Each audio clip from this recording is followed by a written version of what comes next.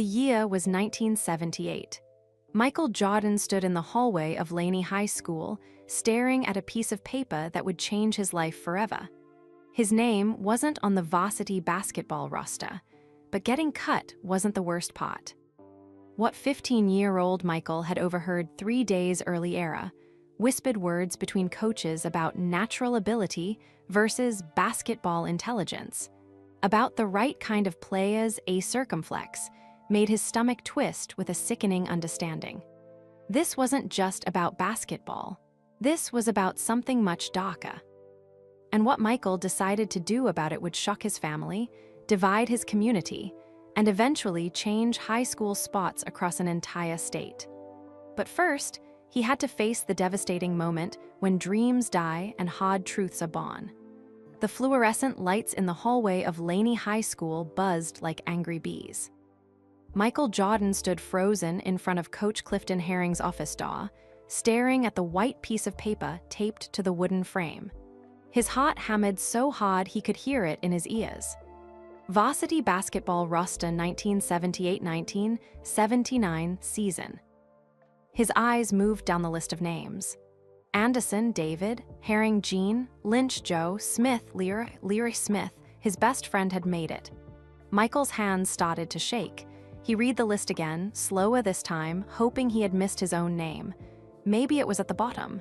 Maybe there was a second page. There wasn't. 15 names were typed on that paper. Michael Jeffrey Jordan was not one of them. His throat felt tight, like someone was squeezing it. Students pushed past him in the crowded hallway, laughing and shouting. The afternoon sun streamed through the windows, making golden rectangles on the floor. Everything looked normal. Everything felt wrong. "Mike!" A voice behind him made him jump. It was Leary Smith, all 6'7" of him, walking toward Michael with a worried look on his face. Leary had grown 5 inches over the summer. Michael had grown only 2. "Man, I'm so sorry," Leary said quietly. "I thought for sure you'd make it. You're better than half those guys." Michael couldn't speak. If he opened his mouth, something might come out that he couldn't take back. Maybe tears, maybe anger, maybe both. "Coach Herring said it was about size," Leary continued, putting a hand on Michael's shoulder. "He said you're too short right now. He said maybe next year." "I gotta go," Michael managed to say. His voice sounded strange, like it belonged to someone else. He turned away before Leary could say anything more. His sneakers squeaked on the polished floor as he walked quickly toward the exit, weaving between groups of students. Nobody noticed the sophomore boy whose world had just collapsed, but something else bothered Michael more than just being cut. Something that had happened during tryouts 3 days ago. He remembered standing near the water fountain during a break, catching his breath after running suicide drills.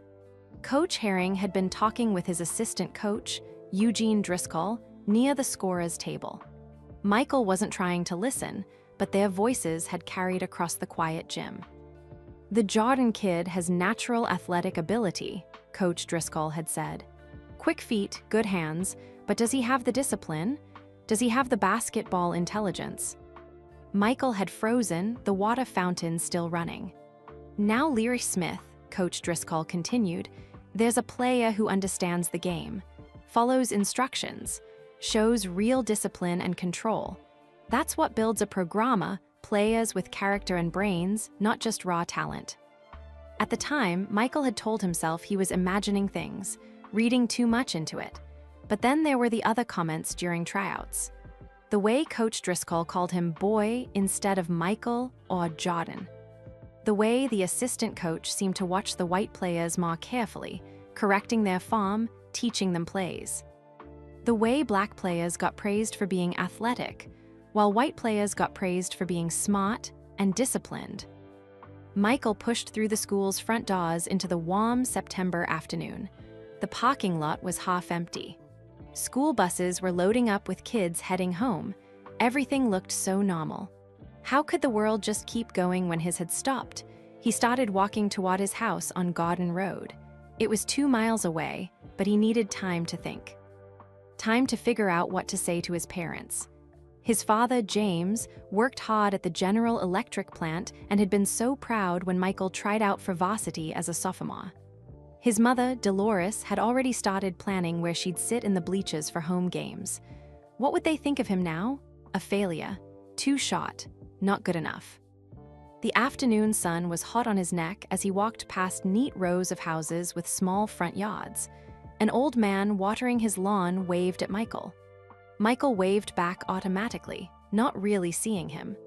By the time he reached his street, tears were streaming down his face. He wiped them away angrily with the back of his hand. Jordan men didn't cry. His father had taught him that. But the tears kept coming anyway. He opened the front door of his house and heard his mother in the kitchen, humming while she cooked dinner. The smell of fried chicken filled the air. Usually that smell made him happy. Today it made him feel sick. "Michael, baby, is that you?" his mother called out. "You're home early. How Dita?" She appeared in the kitchen doorway and stopped talking immediately. Mothers have a special power to see through their children, to know when something is wrong even before a word is spoken. "Oh, baby," Dolores Jordan said softly. That was all it took. Michael crossed the living room in 3 steps and collapsed into his mother's arms. He was 15 years old, 5'11", and growing stronger every day. But in that moment, he was just a hurt child, and his mother held him tight while he cried into her shoulder. "I didn't make it," he sobbed. "I didn't make the team, Mama." "SHHH," she whispered, stroking his head. "It's okay, baby, it's okay." But it wasn't okay. They both knew it. After a few minutes, Michael pulled back and wiped his eyes. His mother led him to the kitchen table and sat down across from him, holding both his hands in hers. "Tell me what happened," she said gently. "Tell me everything." Michael took a deep breath. He told her about the tryouts, about working as hard as he could, about making shots, playing defense, doing everything the coaches asked, about seeing his name missing from the list. Then he paused. His mother waited patiently, her brown eyes steady on his face.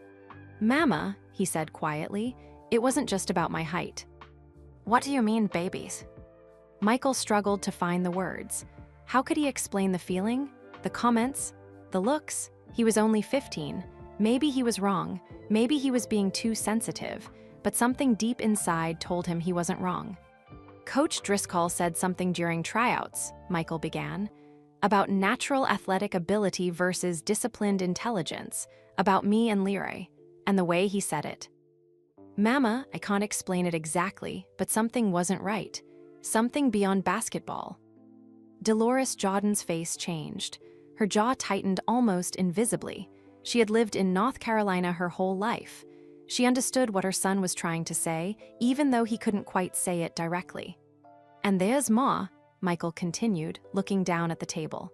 "Something I heard, something I need to prove wrong, but I can't tell anyone yet, Mama, not even Daddy. Not until I understand it better myself." His mother squeezed his hands tighter. "Michael Jeffrey Jordan, you listen to me. Whatever happened, whatever you heard, you are good enough. You are smart enough. You are enough. Do you hear me?" Michael nodded, but inside, a fire had started burning. A fire that would never go out. The sound of the front door opening made both Michael and his mother look up. Heavy footsteps crossed the living room, and James Jordan S.R. appeared in the kitchen doorway, still wearing his blue General Electric work uniform. His lunch box dangled from one hand, and grease stained his fingers from a long day on the factory floor. "Why's everybody looking so serious?" he asked, glancing between his wife and son. Then he saw Michael's red eyes. "What happened?" "Didn't make varsity," Michael said, his voice flat now, emptied of tears. James set down his lunchbox slowly and pulled out a chair. He sat down heavily and looked at his son for a long moment. Michael waited for disappointment, for anger, for something that would make him feel even worse. Instead, his father asked a simple question. "Did you give it everything you had?" "Yes, sir." "Then you've got nothing to be ashamed of," James said firmly. "Sometimes life doesn't go the way we plan. The question is, what are you going to do about it?" Michael looked at his father, really looked at him. James Jordan S.R. was 43 years old, with strong hands and tired eyes. He worked 10-hour shifts at the GE plant, operating machinery and fixing equipment. He had worked there for 15 years, doing his job better than most men, yet he was still on the factory floor while younger white men got promoted to supervisors. James had never complained about it at home, but Michael had heard things. He had seen things. "Daddy," Michael said slowly, "did anyone ever tell you that you weren't good enough, even when you knew you were?" The question hung in the air like smoke. Dolores looked at her husband. James looked at his son. Something unspoken passed between all three of them. "Come with me," James said, standing up. "I want to show you something." They walked through the modest home to the small bedroom that Michael shared with his older brother Larry. Larry wasn't home yet. He was probably still at basketball practice at the high school. James opened the closet door and reached up to the top shelf, pulling down a dusty shoebox. Inside were photographs, old newspaper clippings, and papers yellowed with age. "This here," James said, pulling out a faded photograph, "is me at your age. 15 years old, working at Mr. Henderson's garage after school." Michael looked at the picture. His father stood next to an old car, holding a wrench, grinning at the camera. He looked confident, happy. "I was the best mechanic in that garage," James continued. "Could fix anything with an engine. Mr. Henderson, who owned the place, he was a fair man. He paid me decent wages, taught me everything he knew. When he retired, everyone thought I'd take over the business." "What happened?" Michael asked, though part of him already knew. "Mr. Henderson's nephew came back from college. Nice enough fellow, but he didn't know a carburetor from a tire iron. The nephew got the garage, got a handshake and a recommendation letter." James put the photo back in the box carefully. "That recommendation letter got me the job at General Electric. Been there ever since." "That's not fair," Michael said, anger rising in his chest. "No, it's not," James agreed.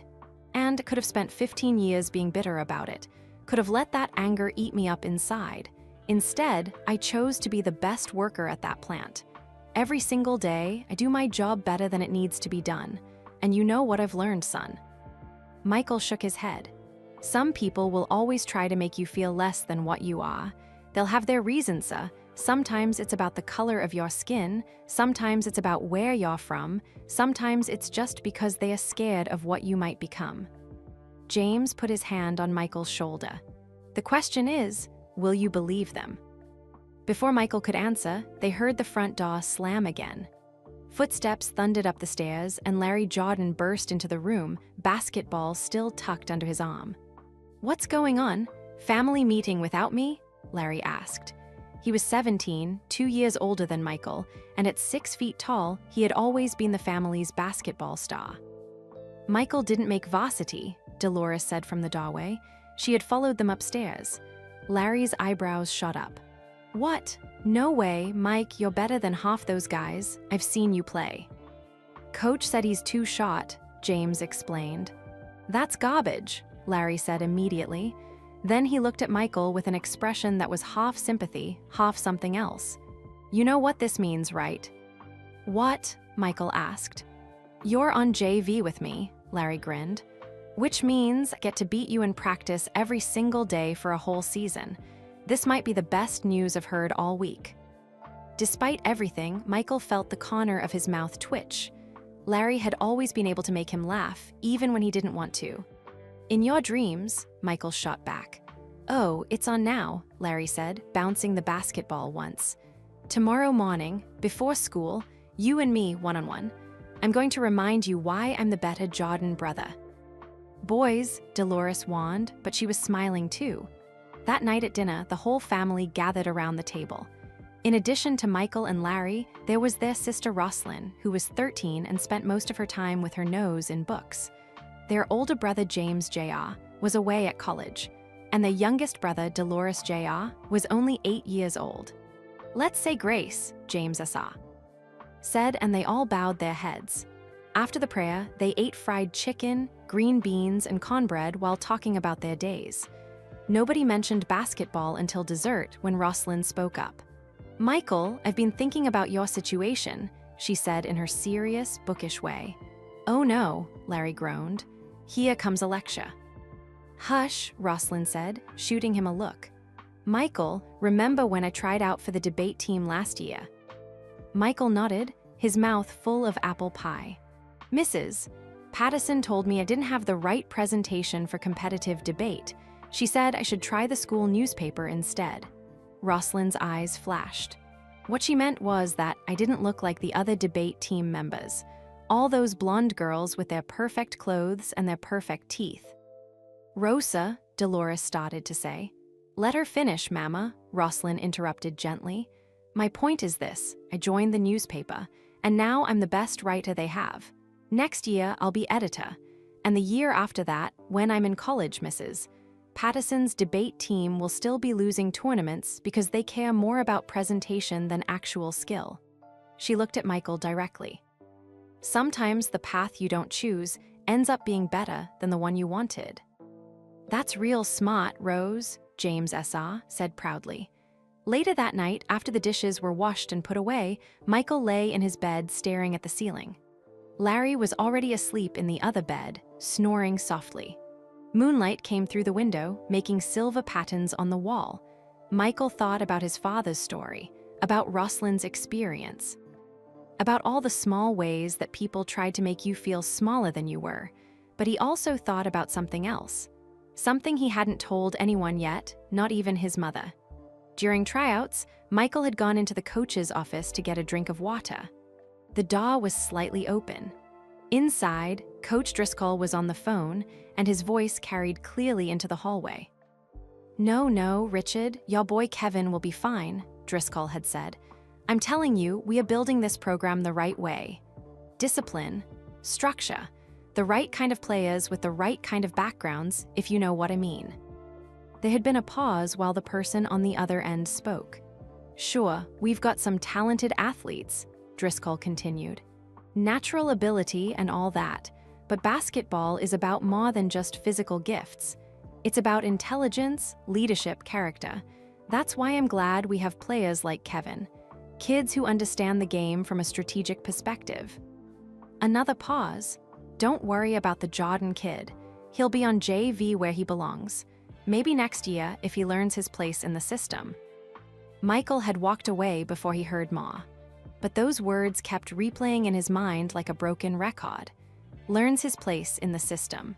What did that mean? And why did it make Michael's stomach hurt to think about? He rolled over and looked at the poster on his wall. A picture of David Thompson, the great North Carolina State player who had led his team to a national championship. Thompson was black, and he was one of Michael's heroes. He had faced his own struggles, his own challenges, and he had overcome them all through pure excellence. "I'll be better than excellent," Michael whispered to the darkness. "I'll be so good they can't ignore me, so good they can't explain me away, so good that nothing else matters." Across the room, Larry stirred in his sleep and mumbled something that sounded like, "Can't beat me." Michael smiled despite himself. Tomorrow morning, they would play one-on-one before school. Larry would probably win, he usually did. Larry was bigger, stronger, more experienced. But Michael was getting better every day. Every single day, he was learning something new, getting a little bit faster, understanding the game a little bit more deeply. And now he had something else too. Something he hadn't had before this afternoon. He had a reason. Not just to prove Coach Herring wrong about his height. Not just to make the varsity team next year, but something bigger. Something he couldn't quite put into words yet, but could feel burning in his chest like a flame that refused to go out. Outside his window, the September night was quiet. Wilmington, North Carolina slept peacefully, unaware that in one small house on Garden Road, a boy was making a promise to himself. A promise that would change everything.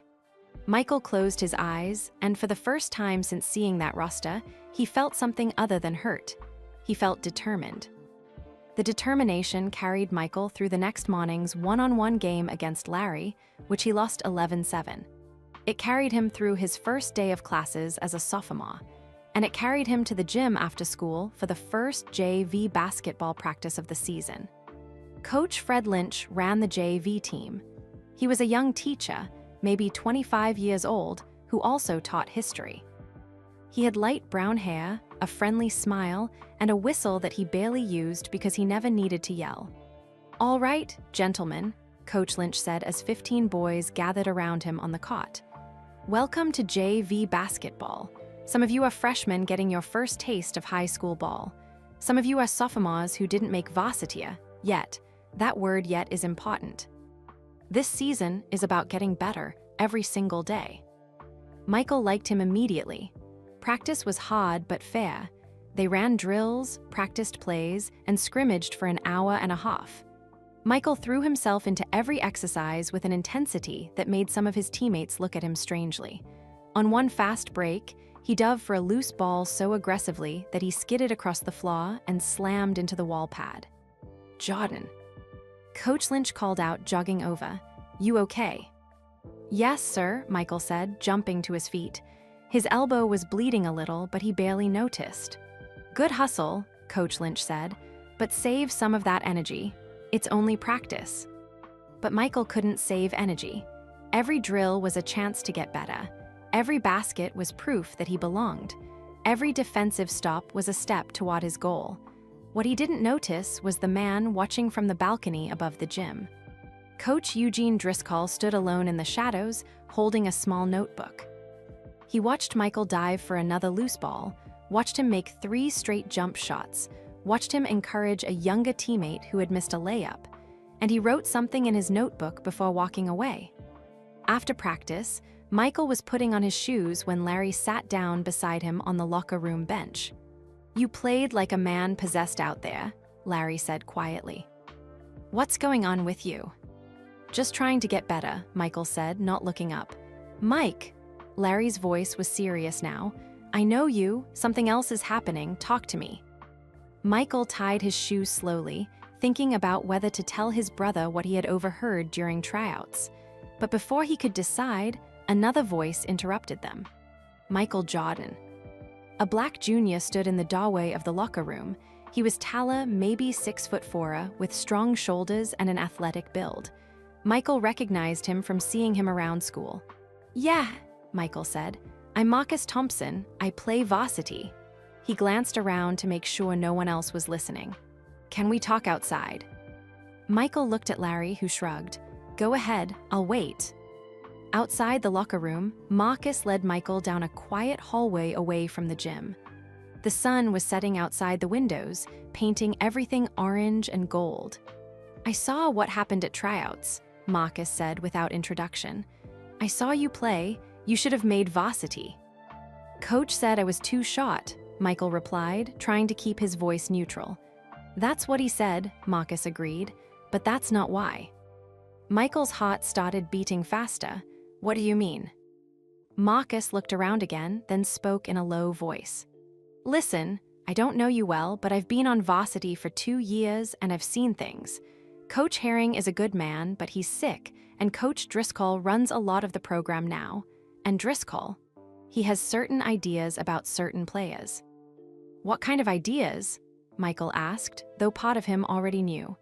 "He thinks black players are good for athleticism and defense," Marcus said bluntly. "Running, jumping, physical stuff. But he doesn't think we're smart enough to run the offense or be team leaders. He thinks white players have better basketball IQ and discipline." There it was. Someone had finally said it out loud. The thing Michael had felt but couldn't quite name. "How do you know?" Michael asked. "Because I hear things," Marcus said. "Because I've watched him for 2 years. Because last year, I averaged 16 points a game and made all-conference. But the team captain was Mark Sullivan, a white senior who averaged 6 points and mostly sat on the bench. Because Driscoll talks different to us than to them. Because he calls us boy and them by their last names." Michael felt his hands forming fists at his sides. "That's not right." "No, it's not," Marcus agreed. "But here's the thinga, it's hard to prove. Driscoll is smart about it. He doesn't say anything directly racist. He uses code words. Basketball IQ, discipline, character, understanding the system, and he's got connections." "What kind of connections?" "Rich white families who donate to the athletic program," Marcus explained. "Like Richard Pattison. His son Kevin is a sophomore on varsity, same age as you. Kevin's okay at basketball, but he's not great. Yet Driscoll talks about him like he's the future of the program. Michael remembered hearing that phone conversation. Richard Pattison, Kevin Pattison, the right kind of players with the right kind of backgrounds. "Why are you telling me this?" Michael asked. Marcus looked at him seriously. "Because I saw the way you played at tryouts. You've got something special, Jordan, real special.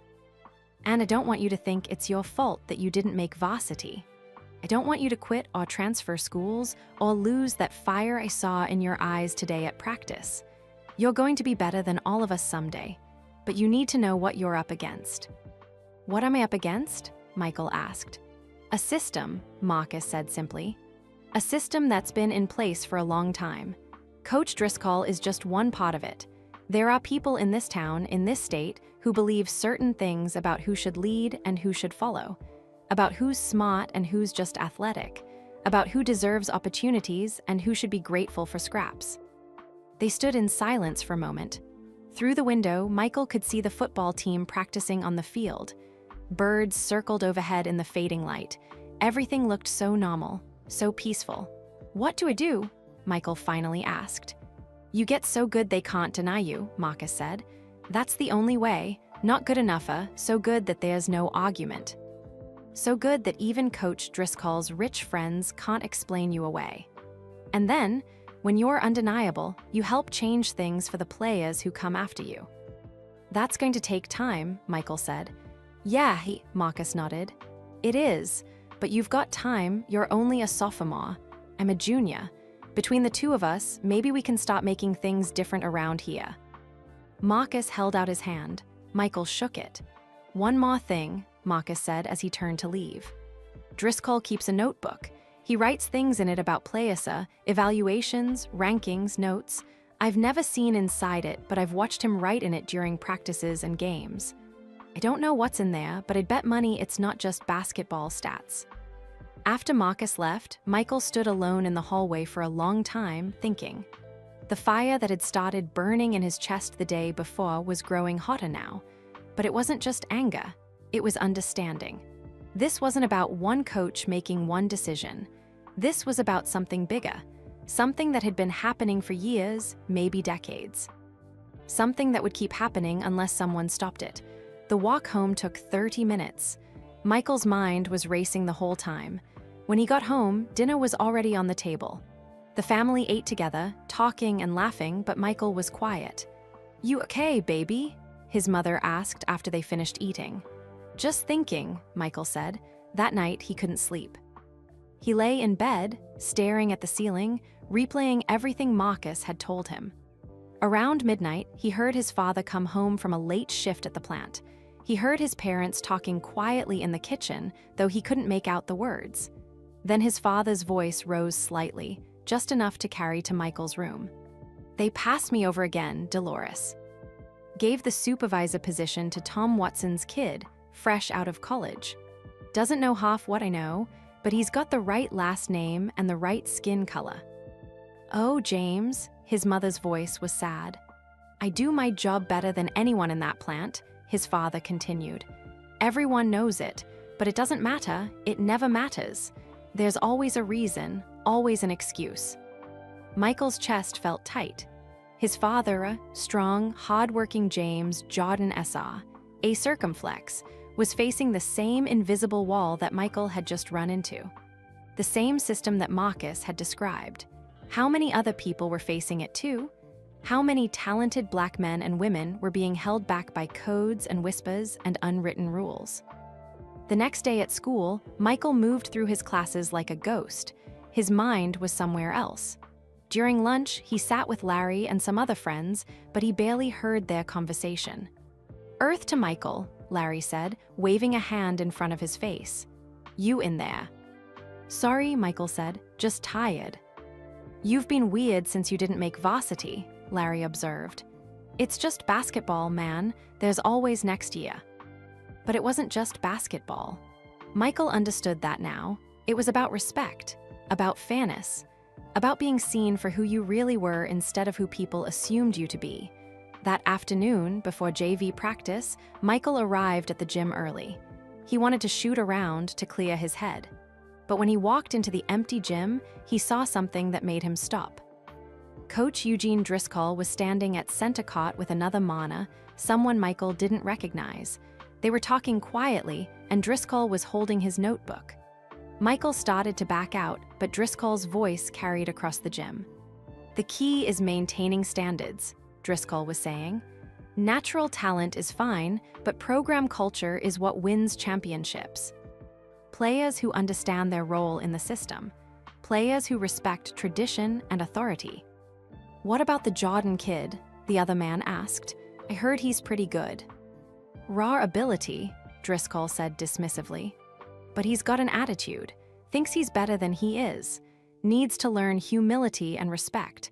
That's why I put him on JVA, let him develop the right mindset before he gets to varsity." Michael felt like he'd been punched in the stomach. He backed out of the gym silently, his heart pounding. He had never disrespected Coach Driscoll. He had never shown attitude. He had simply played basketball as well as he could. But somehow, that was being twisted into something negative, something that needed to be corrected.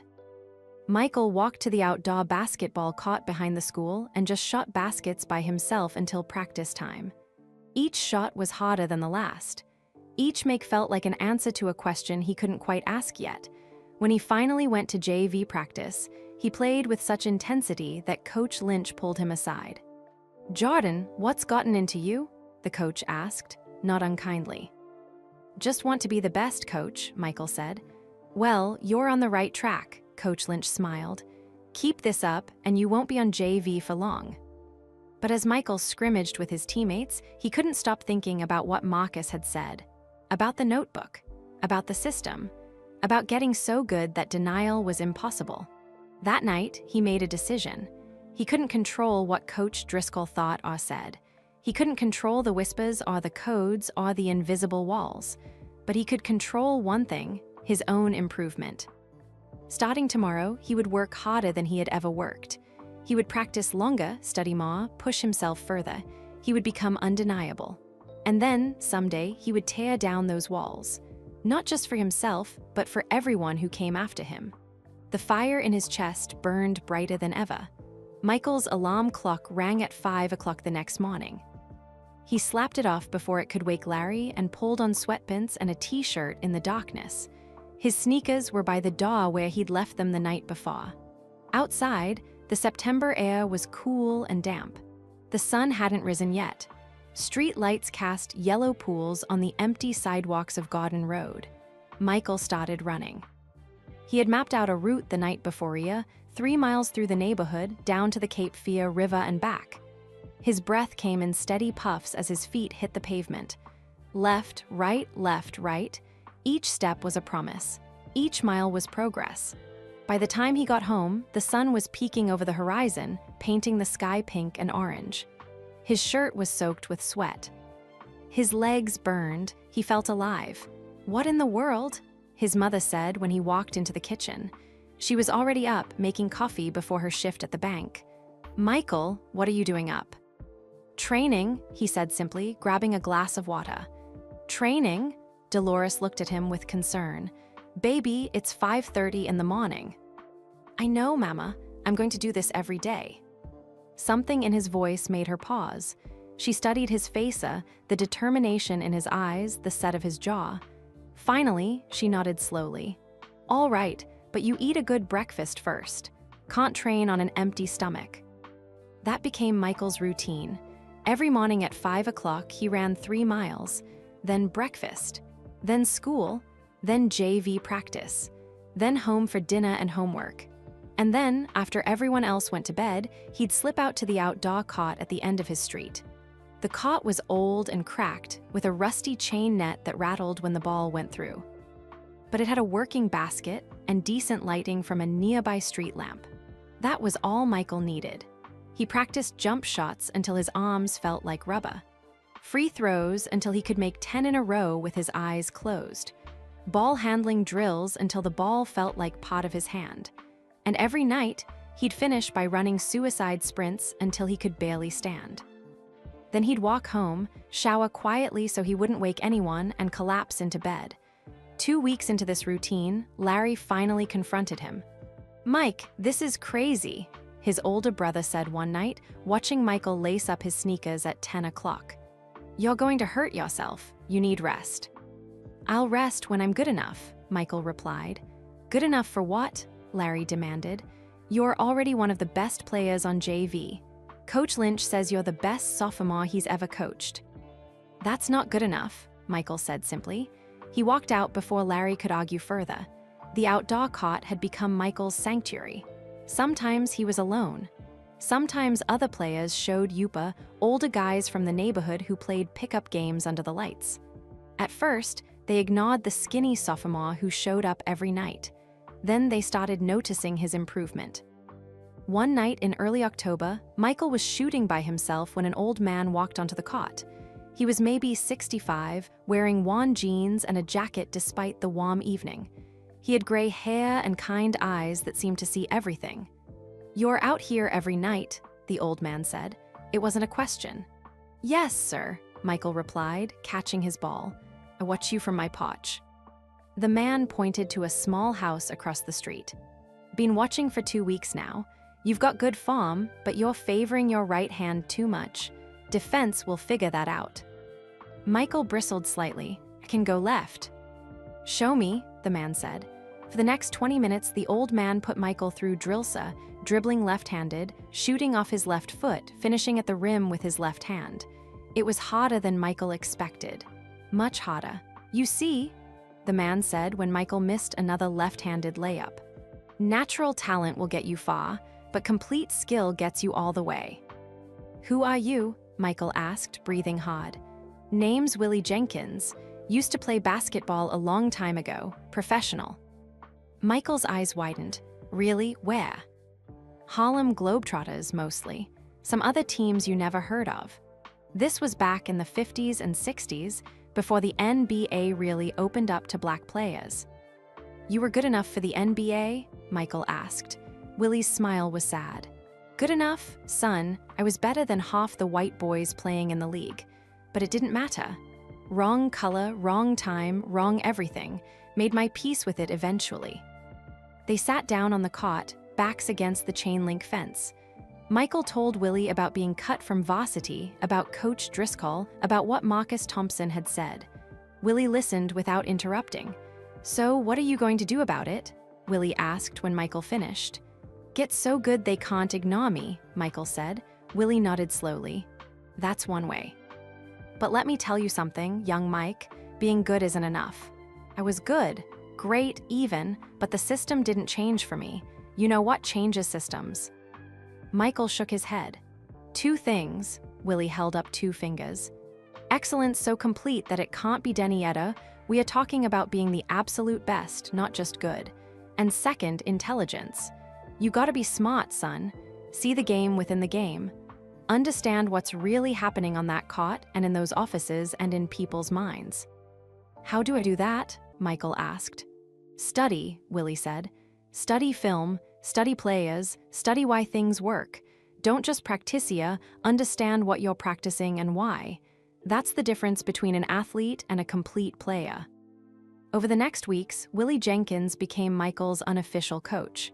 He showed up at the outdoor cot most nights, teaching Michael things that went beyond basic basketball. How to read defenses before they set up. How to use angles and spacing. How to make his teammates better. How to think 3 moves ahead. "Basketball is like chess," Willie explained one night.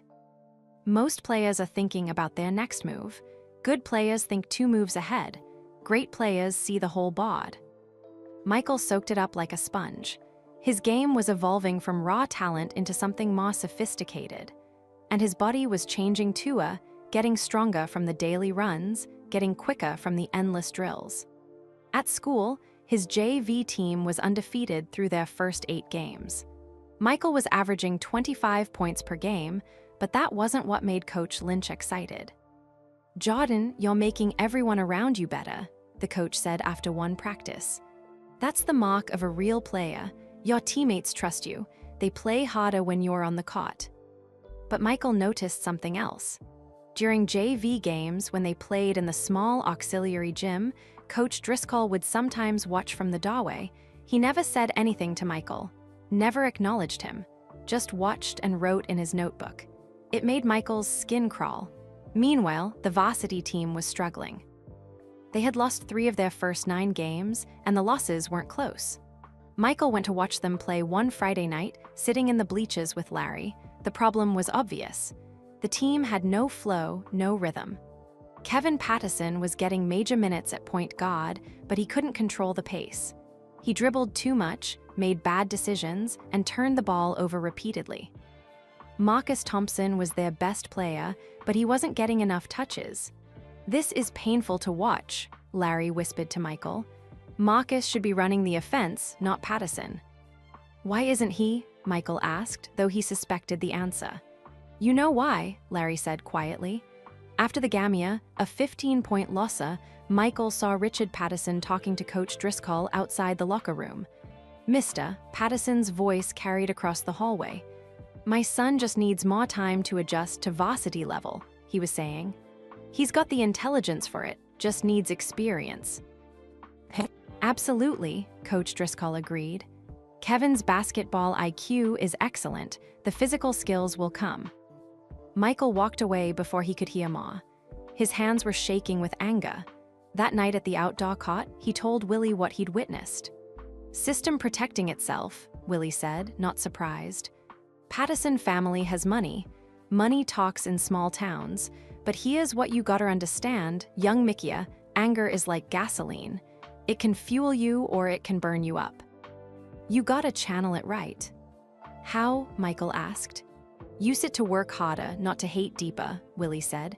"Every time you see something unfair, don't just get mad. Get better, make one more shot, run one more sprint, learn one more move, turn that anger into excellence." Michael picked up his basketball and started shooting. Each shot was smoother than the last. Each make felt like a small victory against something bigger than basketball. As October turned into November, Michael's transformation was becoming visible. He had grown another inch, putting him at 6 feet tall. His body was lean and strong from the constant training. His game was more polished, more intelligent. But more than physical changes, something had shifted inside him. He wasn't just a hurt kid trying to prove people wrong anymore. He was becoming something else, something focused and purposeful. He was becoming someone who understood that this fight was bigger than himself. November brought cold winds to Wilmington and an early end to the football season. That meant the varsity basketball team would now play their games in the main gymnasium instead of sharing space with other spots. It also meant bigger crowds, more attention, and higher stakes. Michael's JV team was still undefeated with a record of 12 wins and 0 losses. He was averaging 28 points per game now, and colleges were starting to send letters. Small schools mostly, Division II and Division III programs, but still, it was something. Someone was noticing. "You're going to play college ball somewhere," Coach Lynch told him after practice one day. "I've been coaching for 5 years, and I've never seen a sophomore with your combination of skill and intelligence. You see things other players don't." "Thank you, Coach," Michael said, but his mind was elsewhere. He was thinking about the varsity team, which had just lost their 5th game of the season the night before. The local newspaper had run an article with the headline, "Laney struggles to find identity." The article talked about chemistry issues and players not understanding their roles. Marcus Thompson had scored 24 points in the loss, but Kevin Patterson had turned the ball over 7 times while trying to run the offense. Yet the newspaper article had a quote from Coach Driscoll praising Patterson's leadership and basketball intelligence. "Did you see the paper?" Larry asked Michael as they walked home from practice together. "Yes," Michael said. "I saw it." "It's like they're watching a different game than the rest of us," Larry said, frustrated. "Kevin's a nice guy, but he's not a point guard. He's not even that good. But Driscoll keeps playing him 30 minutes a game while Marcus has to do everything." Michael didn't respond. He was learning that sometimes silence said more than words. The next day at school, Marcus Thompson found Michael between classes. "We need to talk," Marcus said urgently. Somewhere private. They met in the empty band room during lunch period. Marcus looked around to make sure they were alone, then pulled a manila envelope from his backpack. Remember, told you about Coach Driscoll's notebook? Marcus asked. Michael nodded. Well, last weekend we had an away tournament at Jacksonville High School. 3 games in 2 days. Saturday night, after our last game, Driscoll left his briefcase in the locker room. He was talking to some parents and forgot it. Marcus opened the envelope and pulled out several photographs. They were slightly blurrier, taken quickly in dim lighter, but readable. I used the camera from the yearbook office, Marcus explained. I only had about 3 minutes before he came back, but I got pictures of about 20 pages. Michael's hands trembled as he took the photos.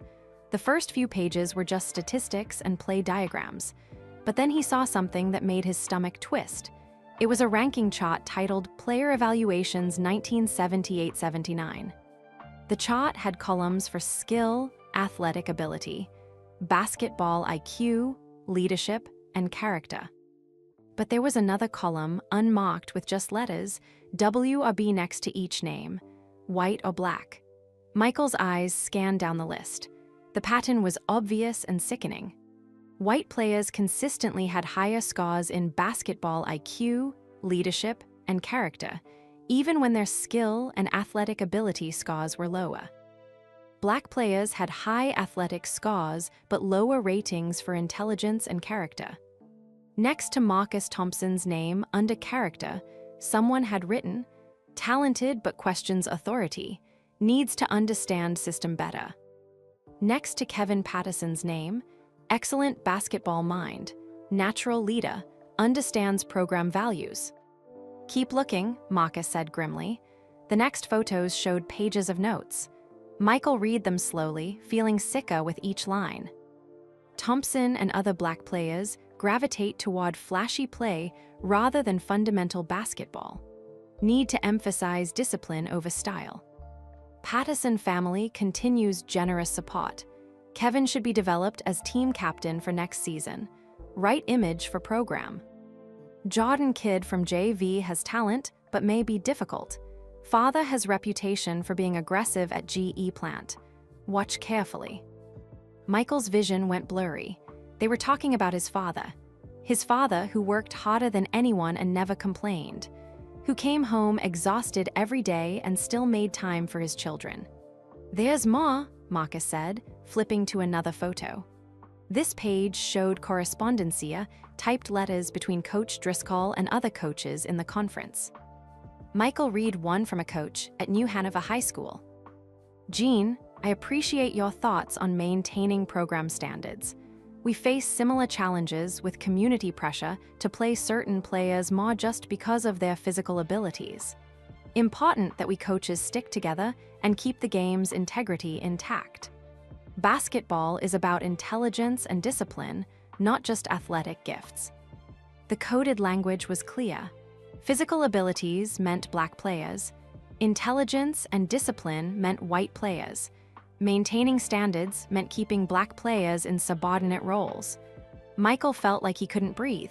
This wasn't just Coach Driscoll. This was a whole network of coaches, working together, protecting each other. What do we do with this? Michael asked, his voice barely a whisper. Marcus sat down heavily on a chair. That's what I've been trying to figure out. We could go to Principal Howard, we could go to the school board, we could even go to the newspaper. The black newspaper, the Wilmington Journal, would definitely run this story. But, Michael sensed there was more. But it's complicated, Marcus said. First, I technically stole these photos. I went through a coach's private property without permission. That could get me suspended or expelled. Second, even if they believe us, what happens? Maybe Driscoll gets fired. Maybe he dose into, his friends are powerful. Either way, it becomes this huge controversy. The school gets torn apart. Black families versus white families. And you know what happens in these situations? Michael shook his head. Nobody wins, Marcus said bitterly. The story dominates everything for a few weeks. Maybe some small changes get made. But mostly, people just become more divided. White folks say we are being too sensitive. Black folks say the system never changes. And meanwhile, you and me, we become those troublemaker kids who caused all that drama. That's what colleges will hear about. That's what scouts will remember. Michael stared at the photographs spread across the music stand. Everything Marcus was saying made sense, but it felt wrong. How could they just ignore this? There's something else, Marcus continued. If we go public now, we are fighting from a position of weakness. I'm just a junior, you're just a sophomore on JV, we don't have leverage. But if we wait... Wait for what? Michael asked. Wait until we're undeniable, Marcus said. I've got 1 more year, you've got 2 more after this one. What if we use that time to become so good that we have power? What if we document everything, keep records, collect evidencia, but wait until we're in a position where they need us more than we need them? Michael thought about what Willie Jenkins had told him, about excellence being the thing that changes systems, about being smart, not just angry. What about the other players? Michael asked. The black kids who are going through this right now, the ones who will go through it next year. That's the hard part, Marcus admitted. That's the part that keeps me up at night, because if we wait, we are letting it continue. But if we fight now, we might lose and nothing changes anyway. At least if we wait and build power, we might actually win. They sat in silence for a long moment. Outside the band room, they could hear students laughing in the hallway. The bell rang, signaling the end of lunch period. I need to think about this, Michael finally said. Don't take too long, Marcus warned. Tournament season starts soon. Things might get worse before they get better. That night, Michael couldn't eat dinner. His mother noticed immediately. What's wrong, baby? Dolores asked. Michael looked around the table at his family. His father, tired from another long shift. His mother, who worked so hard to give them opportunities. Larry, Roslyn, and little Dolores Jr., all unaware of the ugliness happening behind closed doors. Mama, Daddy, Michael said slowly. If you knew something was really wronga, something unfair happening to Peoplia, but speaking up about it might make things worse for you and your family, what would you do? James Jordan S.R. set down his fork and looked at his son carefully. That's a heavy question, Mike. What brought this on? Michael hesitated. Then he told them everything, about Marcus's discovery, about the notebook, about the coded language and the rankings, about the letters between coaches. The kitchen fell silent. Roslyn's eyes were wide. Larry's hands had formed fists on the table. Their mother's face had gone still and hard, but it was their father who spoke first, and his voice was quiet and controlled. How long have you known about this? James asked. I saw the photos today, Michael said. James stood up and walked to the window, looking out at the dock street. When he turned back, his eyes were wet. That notebook mentioned me, he said. It wasn't a question. Yes, sir, Michael confirmed. Said I was aggressive, James continued. Said I had a reputation. That's code, son. Code for uppity. Code for not knowing my place. He laughed bitterly. I've worked at that plant for 15 years, never missed a day, never complained, never asked for anything I didn't earn, but somehow I'm aggressive. James, Dolores said softly, reaching for his hand. No, let me finish, James said. Michael, you asked what I would do. I'll tell you what I want to do. I want to march into that school tomorrow and throw those photos in Principal Howard's face. I want to call the newspaper. I want to make them pay for this. But, Michael prompted, but I'm a 43-year-old black man with 4 children and a mortgage, James said heavily. I have to think about what's realistic, what's strategic, what gives us the best chance of actual change, not just moral satisfaction. He came back to the table and sat down. Marcus is right. Fighting from weakness rarely wins. You need leverage. You need to be in a position where they need you more than you need them. So we do nothing? Michael asked, frustrated.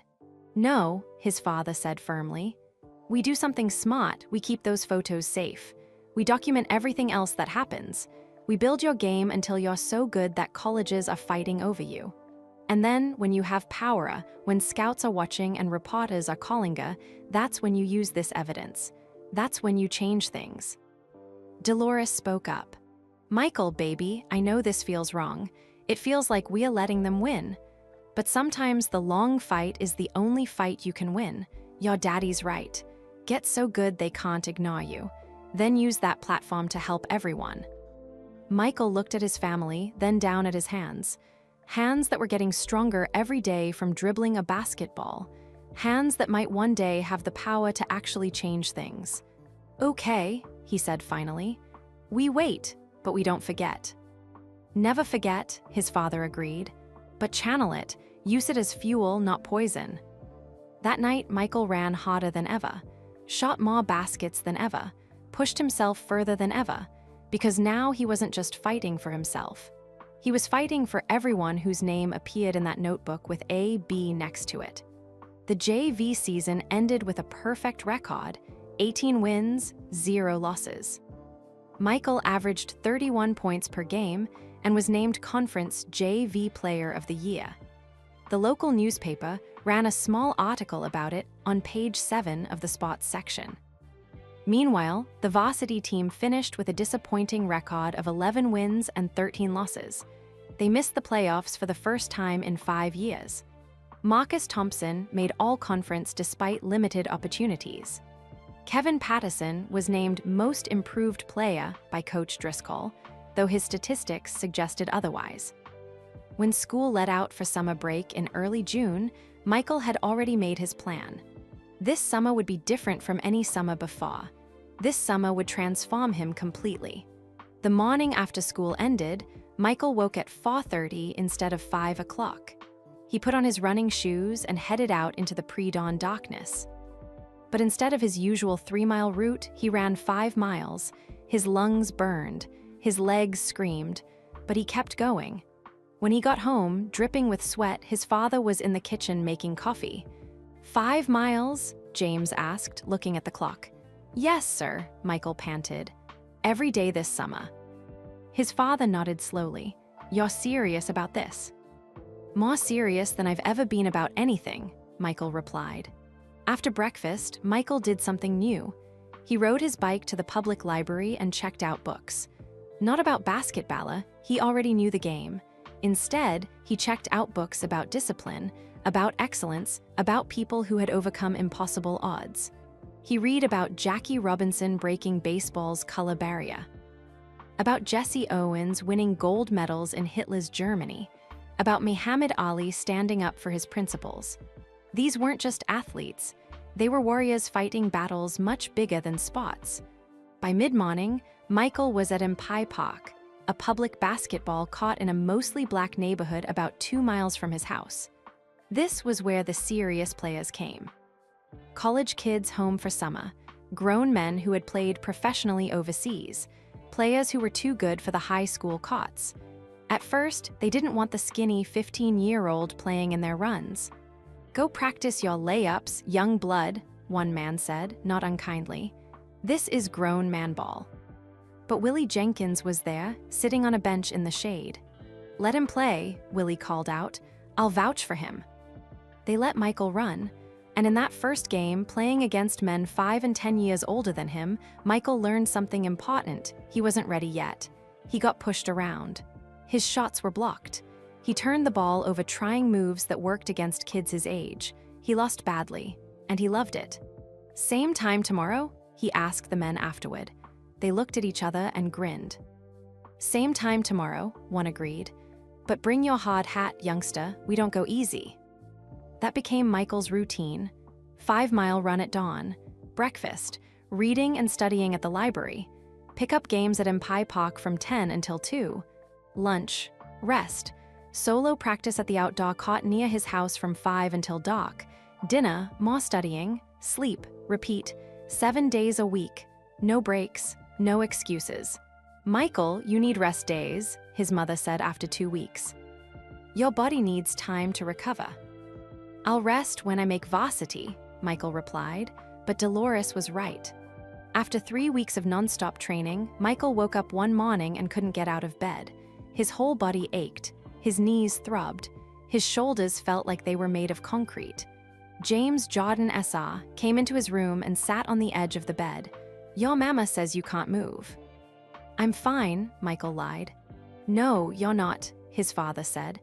"And that's okay. You know what I learned at the plant? The machines need maintenance. They need oil and rest and care. Otherwise, they break down. You're pushing yourself hard, son. I'm proud of that. But even the strongest machine needs maintenance." Michael took that day off, and the next. He soaked in hot baths. His mother made him eat extra food. Roslyn, who was reading about sports medicine for a school project, told him about something called overtraining. "Your muscles grow during rest, not during exercise," she explained, showing him a book from the library.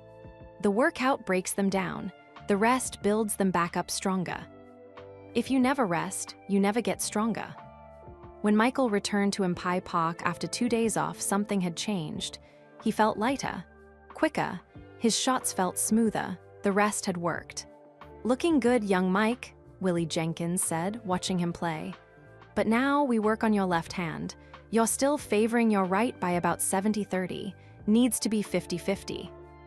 For the next 2 weeks, Willie made Michael do everything left-handed. Dribbling drills, layups, jump shots, even eating breakfast with his left hand to build coordination. "This is stupid," Michael complained after missing his 12th straight left-handed layup. "Is it?" Willie asked. "What happens when a defender knows you can only go right? They overplay your strong side. They force you left. And you become predictable. Predictable players are easy to stop." Michael kept working. July brought scorching heat to Wilmington. The temperature at Impai Park hit 95 degrees most afternoons. Some days, Michael felt like he might pass out, but he kept playing. The older men started to respect him, not just for his talent, but for his toughness. For showing up every single day, no matter what, for never complaining. For taking hard fouls and getting back up without whining. "You got hot, young blood," a man named Curtis told him after a particularly physical game. Curtis had played college ball at North Carolina A&T. "More than hot, you got purpose. I can see it in your eyes. What's driving you?" Michael didn't know how to explain it. How could he tell these men about the notebook, about the codes, about the invisible war being waged in high school gymnasiums across the South? "I just want to be the best," he said finally. Curtis nodded, but his eyes said he understood there was more to the story. By early August, Michael had grown 3 more inches. He was now 6'3", with longer arms and bigger hands. His body was lean and hard from the constant running and playing. But more importantly, his game had evolved. He could now finish with either hand. He could shoot from anywhere on the court. He could pass like a point guard, rebound like a forward, and defend multiple positions. And he could really think about the game. He saw plays developing before they happened. He understood spacing and angles in ways that even some college players didn't. "You're ready," Willie told him one evening as they sat in the shade after a long day of basketball. "Ready for what?" Michael asked. "For whatever comes next," Willie said. "I've taught you everything I can. The rest is up to you. But let me tell you something important, young Mike. Being skilled isn't enough. Being tough isn't enough. You need something else." "What's that?" "You need to make people better," Willie explained. "Great players make their teammates better. They make the whole team better. That's what separates good from great. Michael Jordan, the scorer, is valuable. Michael Jordan, the leader, is unstoppable." Michael thought about that as he walked home that evening. The sun was setting, painting the sky orange and purple. He could hear cicadas buzzing in the trees. Summer was almost over. School would start in 3 weeks. When he got home, there was a letter waiting for him on the kitchen table. The return address was from the University of North Carolina Athletic Department. His hands shook as he opened it. "Dear Michael, our coaching staff has been following your progress with interest. While we typically do not recruit sophomores, we wanted to reach out and let you know that we see great potential in your development. We will be watching your upcoming season closely. Keep working hard. Sincerely, Coach Dean Smith." Michael read the letter 3 times. The University of North Carolina, Coach Dean Smith, the legendary coach who had won national championships and developed countless professional players. They were watching him. "What's that?" Larry asked, looking over his shoulder. Unc, Michael said quietly. Coach Smith wrote to me. Larry's eyes went wide. Are you serious? Mike, that's huge. Nobody gets letters from UNC as a sophomore. That night, the whole family celebrated. James Jordan SR was so proud he called his brothers to tell them. Dolores cried happy tears. Even Roslyn, who usually didn't care much about basketball, was impressed. But as Michael lay in bed that night, he thought about something beyond the excitement. Coach Dean Smith was known for more than just winning games. He was known for treating all his players fairly, for recruiting black players when other Southern schools wouldn't, for caring about his players as people, not just athletes. If Michael went to UNC someday, he would play for a coach who saw him completely. Not just his athletic ability, not just his skin color, but his whole self, his intelligence, his character, his potential. That was what he wanted, not just success, but respect, recognition, a chance to show that excellence had no color. The last week of August, Michael went to Impai Park for his final summer session. The regular players were all there, and they ran hard games until the sun went down. When it was over, Curtis and the other men gathered around Michael.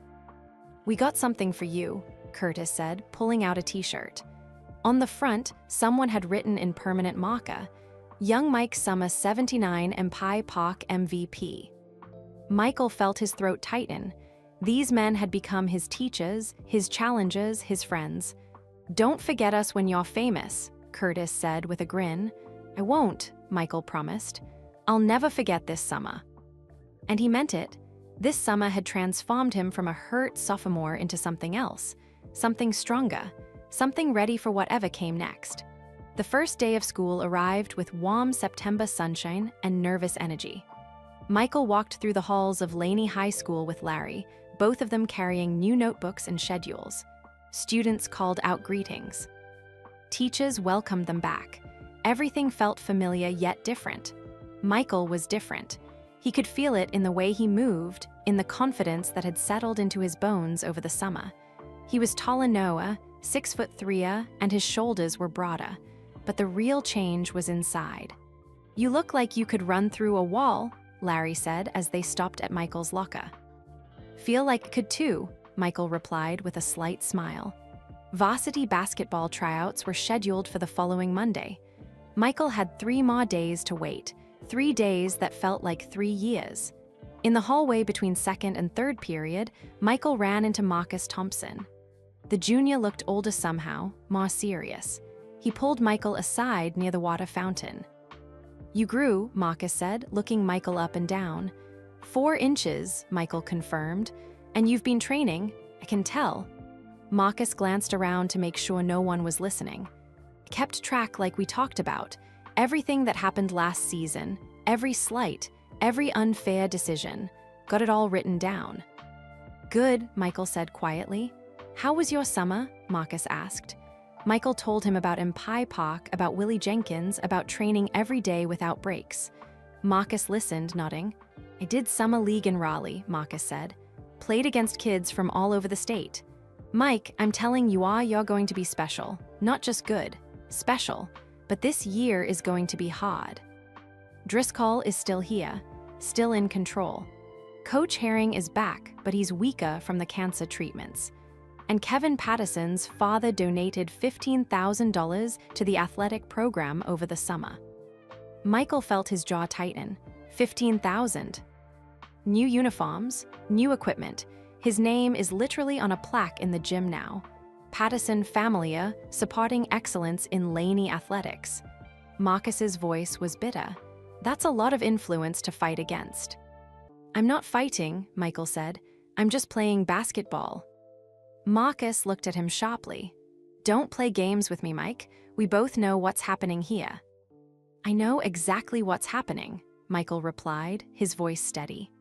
But also know that if I go in there angry, if I go in there fighting, they win. They get to say I'm the problem. So I'm going in there to play basketball better than anyone has ever played it at this school. And I'm going to force them to deal with that. Marcus studied his face for a long moment, then nodded slowly. All right, I'll follow your lead, but if things get badder, "We have the photos," Michael said. "We have the documentation, we have options, but not yet." The weekend before tryouts, Michael barely slept. He kept running through scenarios in his mind. What if Coach Driscoll cut him again? What if they put him on varsity but never played him? What if they tried to break him down with small cruelties and invisible barriers? Sunday night, his father found him sitting on the back porch, staring at the stars. "Can't sleep." James asked, sitting down beside his son. "Nervous," Michael admitted. "About tryouts." "About everything." James was quiet for a moment. Then he said, "Let me tell you something I never told you before. When I was 25, I applied for a supervisor position at GE. I was the best worker on the floor. Everyone knew it. But they gave the job to a white man who had been there half as long as me." "I know, Daddy," Michael said. "You told us." "But I didn't tell you what happened next," James continued. "I went home that night and I broke things. Punched a hole in the wall. Your mama had never seen me that angry. And you know what she said to me?" Michael shook his head. "She said, 'James, you can be angry or you can be strategic, but you can't be both.' She told me that anger would burn me up from the inside. But being strategica, being smart about how I handled Ita, that might actually get me somewhere." James looked at his son. "So I went back to work the next day, and I made myself invaluable. I became the man everyone came to when something broke down. The man who trained all the new workers. The man the company couldn't function without. And you know what? Eventually, they had to promote me. Not to supervisora, that ship had sailed, but to senior technician with a pay raise.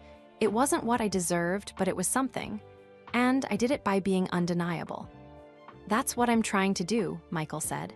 "I know, son, and I'm proud of you. But remember, it's a long game. Don't expect everything to change overnight. Just focus on being so good they have no choice but to respect you." Monday morning arrived cold and clear. Tryouts were scheduled for 3:30, right after school. Michael went through his classes in a daze, barely hearing his teachers. At lunch, he could barely eat. "You're going to be fine," Larry said, watching his brother push food around his plate. "I know," Michael said, but his stomach was in knots. At 3:15, Michael walked into the main gymnasium carrying his practice gear. The smell hit him immediately, sweat and floor wax and old leather. About 40 boys were scattered across the court, stretching and shooting around. Some were seniors he recognized from last year's varsity team. Some were his JV teammates.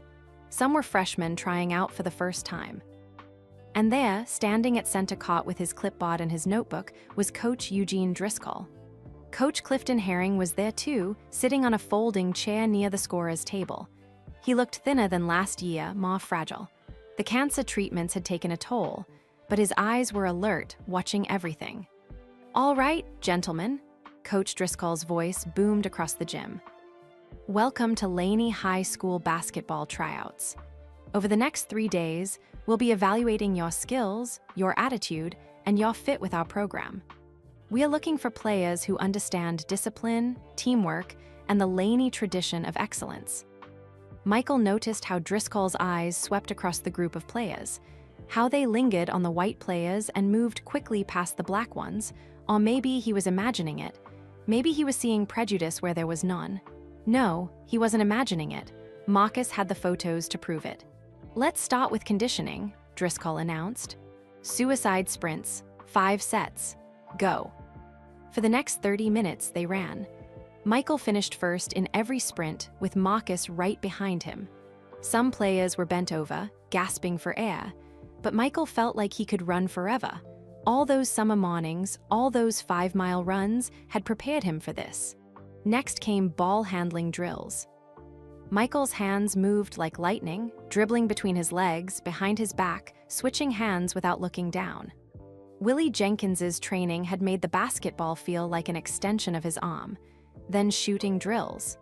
Michael hit 12 of 15 three-pointers, then 15 of 20 mid-range jumpers. His form was perfecta, elbow in, follow through, rotation on the ball. He could feel eyes on him, not just the coaches, but the other players. They were watching this transformed sophomore who had grown 4 inches and seemed to have doubled his skill level over the summer. During a water break, Kevin Pattison walked over to Michael. He was taller than last year too, maybe 6'1" now, with blonde hair and an easy smile. "You got really good over the summer," Kevin said. There was no malice in his voice, just observation. "Worked hard," Michael replied simply. "It shows," Kevin said, then lowering his voice. "Listen, I know things were weird last year. I know you should have made varsity. For what it's worth, I'm sorry." Michael looked at him, surprised. Kevin's blue eyes seemed genuine. He wasn't his father. He was just a kid trying to play basketball. "Thanks," Michael said. "Let's have a good season." They shook hands, and in that moment, Michael understood something important. The system was the enemy, not the individual people caught up in it. Kevin Pattison wasn't evil. He was just benefiting from a system he hadn't created and maybe didn't even fully understand. The scrimmage portion of tryouts began. Coach Driscoll divided them into 4 teams and ran games to 5 baskets. Michael's team had Marcus Thompson, which made things easier. They connected immediately, Marcus feeding Michael for easy baskets, Michael finding Marcus when he was open. Their team won 5 straight games. Michael scored in every possible way, layups, jump shots, three-pointers, and even a spectacular dunk that made the whole gym go silent for a moment. A sophomore had just dunked in tryouts. That didn't happen often at Laney High School. "Nice, Jordan," Coach Herring called out from his chair. It was the first time either coach had said Michael's name all day. But Coach Driscoll said nothing. He just wrote in his notebook. Day 2 of tryouts was more of the same. Michael dominated every drill, every scrimmage, every conditioning test. He was clearly the best player trying out, and everyone in the gym knew it. On day 3, they ran full-court 5-on-5 games. Real basketball. Michael showed everything he had learned over the summer, not just scoring, but passing, defending, rebounding, leading. He made his teammates better. He called out plays. He encouraged younger players. At one point, he had the ball with 20 seconds left in a tied game. Everyone expected him to shoot. Instead, he found an open Timatia, a nervous freshman named David Andesona, cutting to the basket. Michael hit him with a perfect pass for an easy layup. The freshman's face lit up with joy, and Michael felt something he hadn't expected, satisfaction that went beyond personal success. Willie Jenkins had been right. Making others better felt even better than scoring yourself. When tryouts ended, Coach Driscoll gathered everyone at center court. "Thank you all for 3 days of hard work," he said. "The roster will be posted tomorrow morning at 8 o'clock outside my office. If you made varsity, congratulations. If you didn't, keep working and try again next year." That's all. No speeches, no encouragement, just cold facts. As players filed out of the gym, Marcus caught up with Michael in the hallway. "You were unbelievable," Marcus said quietly.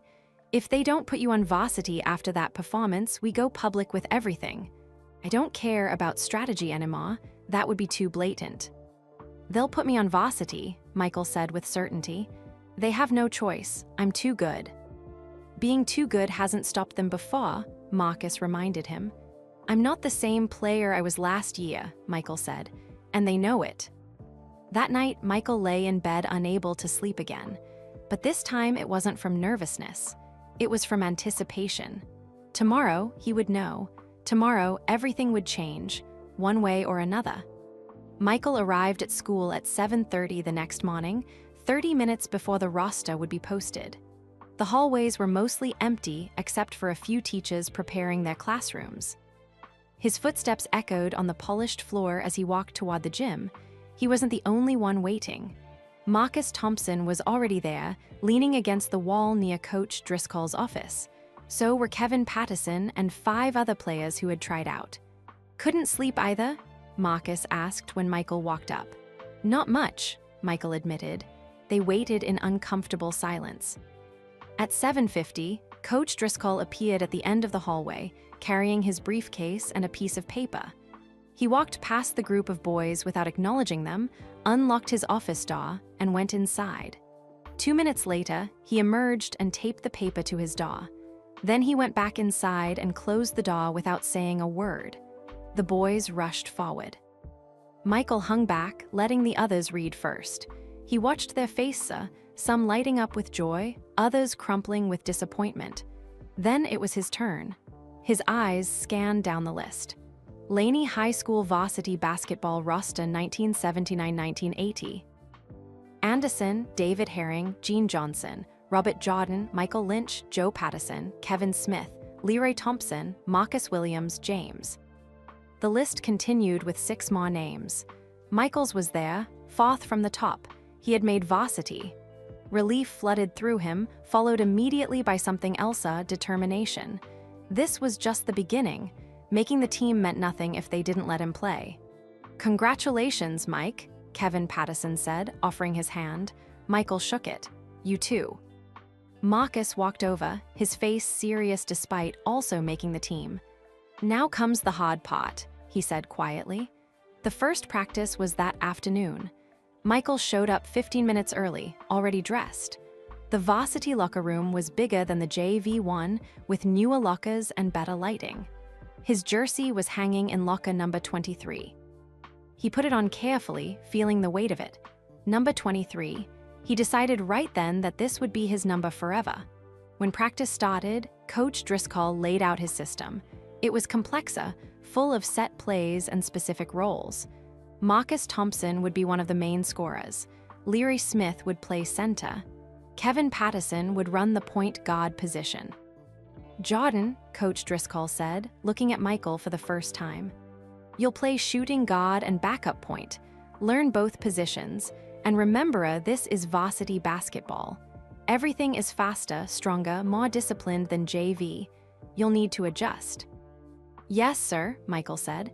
But as practice progressed, something became clear. Michael didn't need to adjust. If anything, varsity basketball was easier than the pickup games at Empire Park. The high school players were skilled, but they weren't grown men. They didn't have the strength or experience of Curtis and the others who had pushed Michael all summer. During scrimmages, Michael was everywhere, scoring, assisting, defending. He made plays that drew gasps from his teammates. A behind-the-back pass to Marcus for an easy layup. A steal and coast-to-coast drive for a dunk. A three-pointer from 25 feet that barely touched the net. Coach Driscoll watched with his arms crossed and his face expressionless. Coach Herring, sitting in his usual chair, was smiling. After practice, Coach Herring called Michael over. "Son, I've been coaching for 20 years, Herring said, his voice weak but sincere. "I've never seen a sophomore play like you just did. That was special." "Thank you, Coach," Michael said. "But listen to me," Herring continued, his tone becoming serious. "Basketball is just part of this game. You're going to face challenges this year that have nothing to do with your jump shot. You understand what I'm saying?" Michael met his eyes. "Yes, sir, I understand." "Good," Herring nodded. "Keep your head up and keep working. That's all you can control."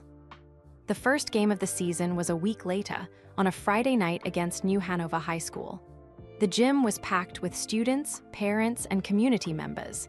The student section was divided, mostly white kids on one side, mostly black kids on the other. That's how Wilmington was, separate but pretending not to be. Michael sat on the bench as the starting lineup was announced. Marcus Thompson started at small forward. Kevin Patterson started at point guard. The other 3 starters were all seniors. Michael tried not to let it bother him. He was only a sophomore. He had to earn his minutes. But as the game began, it became obvious that something was wrong with the team's chemistry. Kevin Patterson dribbled too much, made poor decisions, and turned the ball over repeatedly. The offense was stagnant. By the end of the first quarter, Laney was down 18-10. Coach Driscoll called a timeout. "Patterson, settle down. Take your time. Run the plays." "Yes, sir," Kevin said, breathing hard. But the second quarter was worse. New Hanover pressed full court, and Kevin couldn't handle the pressure. 3 more turnovers in 5 minutes. The lead grew to 14 points. Michael watched from the bench, his leg bouncing with nervous energy. Marcus Thompson was playing well, 12 points already, but he wasn't getting enough touches because Kevin kept turning the ball over. Finally, midway through the second quarter, Coach Herring spoke up from his seat. Jean, put Jordan in. We need a spark. Coach Driscoll's jaw tightened. I'm managing the rotation, Cliff. And I'm the head coach, Herring said firmly. It was the strongest Michael had heard him speak all season. Put Jordan in. Driscoll turned to the bench. Jordan for Pattison, and don't try to do too much. Michael checked in at the scorer's table, his heart pounding. The crowd noticed. The black section started chanting, "Let's go, Jordan, let's go." The ball was inbounded to Michael.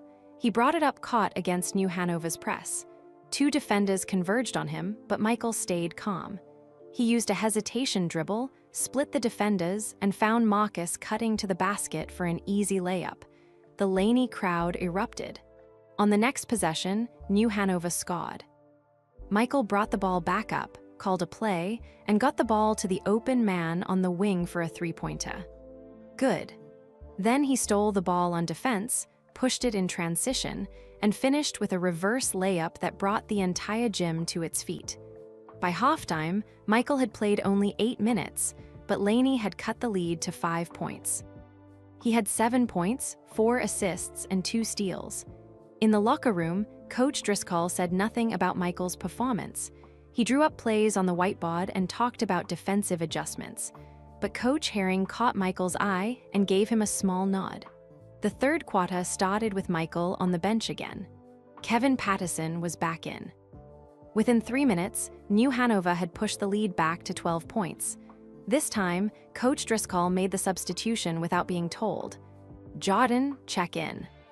Michael played the entire rest of the game. He scored 15 more points in the second half and finished with 22 points, 7 assists, and 3 steals. Marcus added 24 points. Laney won 72-68. The crowd rushed onto the court after the final buzzer. Students hugged the players. Parents congratulated them. It was Laney's first win against New Hanover in 3 years, but in the locker room afterward, the celebration was muted. Coach Driscoll addressed the team with his usual stern expression. Good win tonight, but we made too many mistakes, too many turnovers, too much individual play instead of team basketball. His eyes landed on Michael for just a moment. We'll work on discipline in practice this week. Michael said nothing, but he noticed that Marcus was watching Driscoll carefully, his jaw tight with anger. After the team showered and changed, Michael's family was waiting in the parking lot. His mother hugged him tightly. His father shook his hand with pride in his eyes. Larry punched him in the shoulder. Even Roslyn looked impressed. "Baby, you were amazing," Dolores said, her eyes shining with tears. "That's my son," James S.A. said, his voice thick with emotion. "That's my son right there." But as they walked to the car, Michael saw something that made his stomach turn. Coach Driscoll was standing near his truck, talking to Richard Pattison. Kevin's father was gesturing emphatically, and Driscoll was nodding along. Michael couldn't hear what they were saying, but he could imagine. Complaints about playing time, concerns about system and team chemistry. Code words for, "Why is the black kid playing instead of my son?" The next week at practice, things changed. Coach Driscoll implemented new plays that minimized Michael's ball handling and instead had him standing in the corner waiting for passes. When Michael questioned the strategy, Driscoll cut him off. "Jordan, this isn't your team to run. You're a sophomore. You need to learn your role in our system." "Yes, sir," Michael said, biting back frustration. The second game was on Tuesday night. Despite his performance in the first game, Michael started on the bench again. Kevin Pattison started at point guard. This time, the result was even worse. Laney played terribly in the first half, falling behind by 20 points. Kevin had 6 turnovers before halftime. The crowd was restless, and the black section started chanting for Michael to come in. But Coach Driscoll left him on the bench for the entire first half. In the locker room at halftime, the tension was unbearable. Marcus Thompson finally spoke up. "Coach, with all due respect, we need Mike in the game." "I decide who plays and when," Driscoll snapped. "That's not your concern, Thompson." "It is when we are losing by 20, Marcus shot back. "Watch your tone," Driscoll warned, "or you'll be joining Jordan on the bench." Coach Herring, looking exhausted and sick, tried to intervene. "Jean, maybe we shoulda." "I've got this, Cliff," Driscoll interrupted. "You focus on getting well, let me coach the team." Michael watched this exchange with growing anger, but he kept his face neutral, his mouth shut. In the second half, Driscoll finally put Michael in with 8 minutes left in the third quarter. By then, the game was essentially over. Laney lost 78-54. After the game, several parents approached Coach Herring in the parking lot. Michael's father was one of them. "Coach Herring," James Jordan said respectfully, "I don't mean to step out of line, but I have to ask her, why isn't Michael playing more? He's clearly one of your best players." Other black parents gathered around, nodding in agreement. Coach Herring looked uncomfortable. "Mr. Jordan, these are coaching decisions. We are trying to develop the whole team." "With all respect, Coach," another parent said, "it looks like something else is going on." Before Herring could respond, Coach Driscoll walked over. "Is there a problem here?" The crowd fell silent. Driscoll's tone was challenging, almost threatening. "Just discussing the game," James said carefully. "Good," Driscoll said, "because if there's concern about coaching decisions, the proper channel is to speak with Principal Howard, not to ambush coaches in parking lots. Have a good evening, gentlemen." He walked away, leaving an angry group of parents behind. That night, Michael couldn't sleep. He kept thinking about the expression on his father's face, the humiliation of being dismissed, the anger of seeing his son treated unfairly, the helplessness of not being able to fix it. Around midnight, Michael heard his parents talking in their bedroom. His father's voice was raised. "Dolores, I can't keep watching this. They're doing to Michael what they did to me, making him feel like he's not good enough when he's better than everyone." "I know, baby," his mother said, "but we have to trust Michael's plan. Trust that excellence will win." "What if it doesn't?" his father asked, his voice breaking. "What if we are just teaching our son to accept injustice?" Michael pulled his pillow over his head, but he couldn't block out the sound of his father's pain. The fire in his chest was becoming an inferno. November brought cold rain to Wilmington and a losing streak to Laney High School. They lost their third game by 18 points, then their fourth game by 12, then their fifth game by 21. The pattern was always the same. Kevin Patterson would start at point guard and struggle. The team would fall behind early. Coach Driscoll would leave Michael on the bench until the game was nearly lost. Then Michael would come in and play hard, but it was always too late. After the fifth loss, the local newspaper ran a harsh article. The headline read, "Laney Basketball Struggling to Find Identity." The article questioned Coach Driscoll's rotation decisions and specifically mentioned that Michael Jordan, who averaged 18 points per game in limited minutes, was spending too much time on the bench. The next day at practice, Coach Driscoll was in a foul mood. "I read the newspaper this morning," he said, pacing in front of the team. "Apparently, everyone thinks they know how to coach better than me. Reporters, parents, even players." His eyes swept across the group. "Let me remind you of something. I've been coaching basketball for 15 years. I know what it takes to build a winning program. And it's not about individual statistics or highlight plays. It's about discipline. It's about understanding your role. It's about respecting the system." Michael sat on the bleachers, his face blank, but inside he was screaming. After practice, Marcus pulled him aside in the locker room. "This is getting ridiculous. We need to do something." "Like what?" Michael asked quietly, making sure no one else could hear. "Like go to Principal Howard with those photos, like getting the NAACP involved, like making this public." Marcus's voice was tight with anger. "We are wasting our season while Driscoll plays his favorites." "One more week," Michael said. "Give it one more week. Coach Herring is getting sicker. He missed practice yesterday. If he can't come back, the school will have to make changes." "And if they don't," Marcus challenged. "Then we fight," Michael said, "but not yet." That weekend, Michael went to see Willie Jenkins at his small house near Empire Park. The old man was sitting on his porch, wrapped in a blanket despite the cold. "Young Mike," Willie said, his face lighting up. "Haven't seen you since summer ended. How's the season going? Michael sat down on the porch steps and told him everything about making varsity, about the limited playing time, about Coach Driscoll's system, about watching his team lose games they should win. Willie listened without interrupting. When Michael finished, the old man was quiet for a long time. You remember what told you about anger? Willie finally asked. Use it as fuel, not poison, Michael recited. That's right, but there's something else I didn't tell you. Willie leaned forward, his old eyes serious. Sometimes the fuel runs out. Sometimes you get so tired of fighting invisible battles that you just want to quit. That's when character matters most. That's when you find out who you really are. I'm not going to quit, Michael said.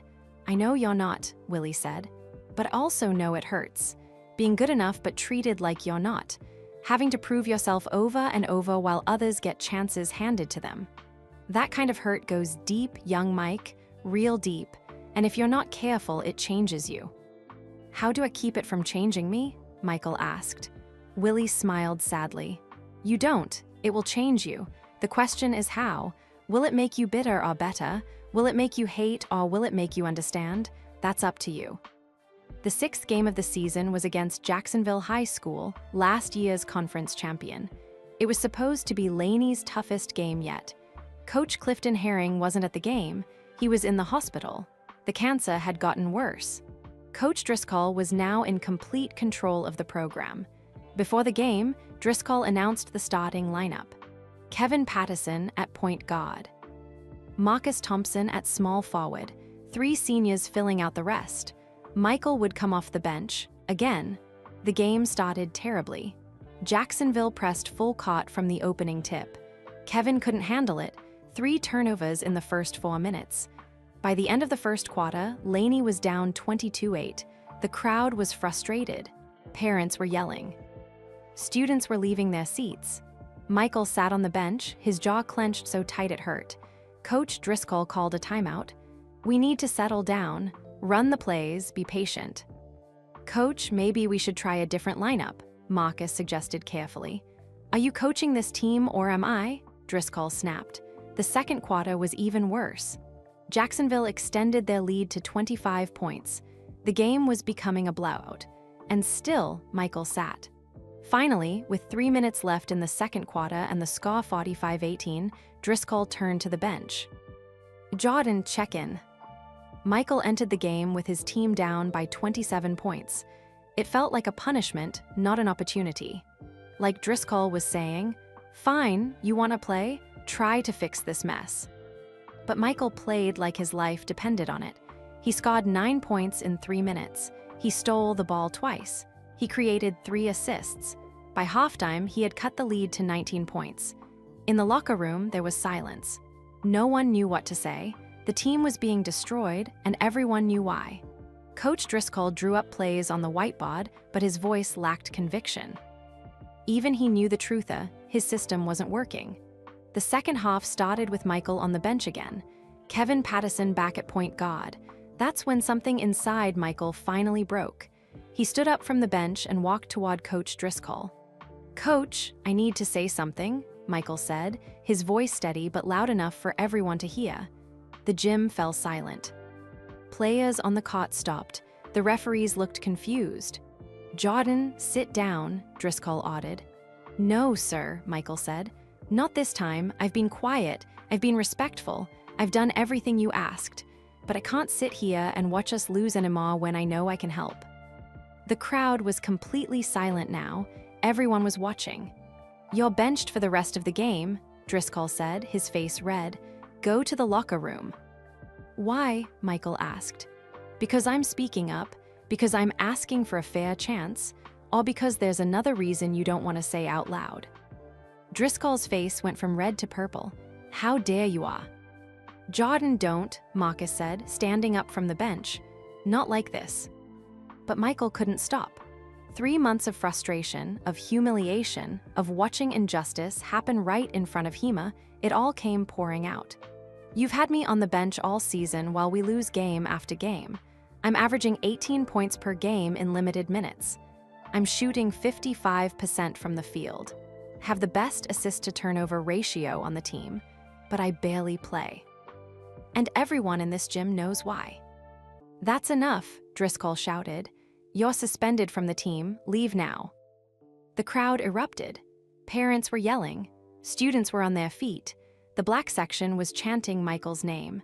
The white section was mixetta, some supporting Driscoll, others looking uncomfortable. James Jordan SR was making his way down from the bleachers, his face a mask of concern and pride and fear all at once. Michael stood there for one more moment, looking at Coach Driscoll. Then he looked at his teammates. Marcus Thompson had tears in his eyes. Kevin Patterson looked ashamed. The seniors looked shocked. I'm sorry, Michael said to his teammates. I'm sorry I let my anger control me, but I'm not sorry for speaking the truth. He walked off the court. The gym was in chaos. Some people were booing, some were cheering, some were crying. In the parking lot, Michael found his father waiting by the car. James Jordan SR pulled his son into a tight hug. I'm proud of you, his father said, but I'm also scared for you. I know, Daddy, Michael said. I messed up. I let it get to me. No, James said, pulling back to look at his son. You didn't mess up. You stood up. There's a difference. But son, they're going to come after you now. This isn't just about basketball anymore. That night, the phone at the Jordan house rang constantly.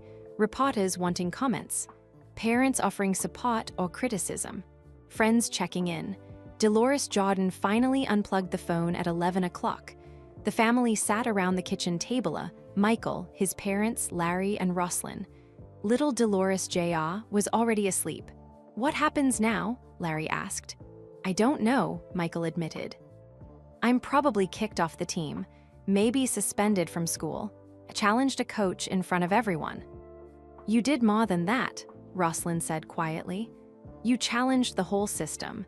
You said out loud what everyone was thinking but was too scared to say. Was it worth it? Michael asked, looking at his mother. Dolores reached across the table and took both of his hands. Baby, I can't answer that yet. We won't know for weeks, maybe months, whether what you did tonight helped or hurt. But I can tell you, Thesa, you stood up for yourself with dignity. You didn't curse. You didn't threaten. You stated facts. And sometimes that's all you can do. They're going to twist it, James said grimly.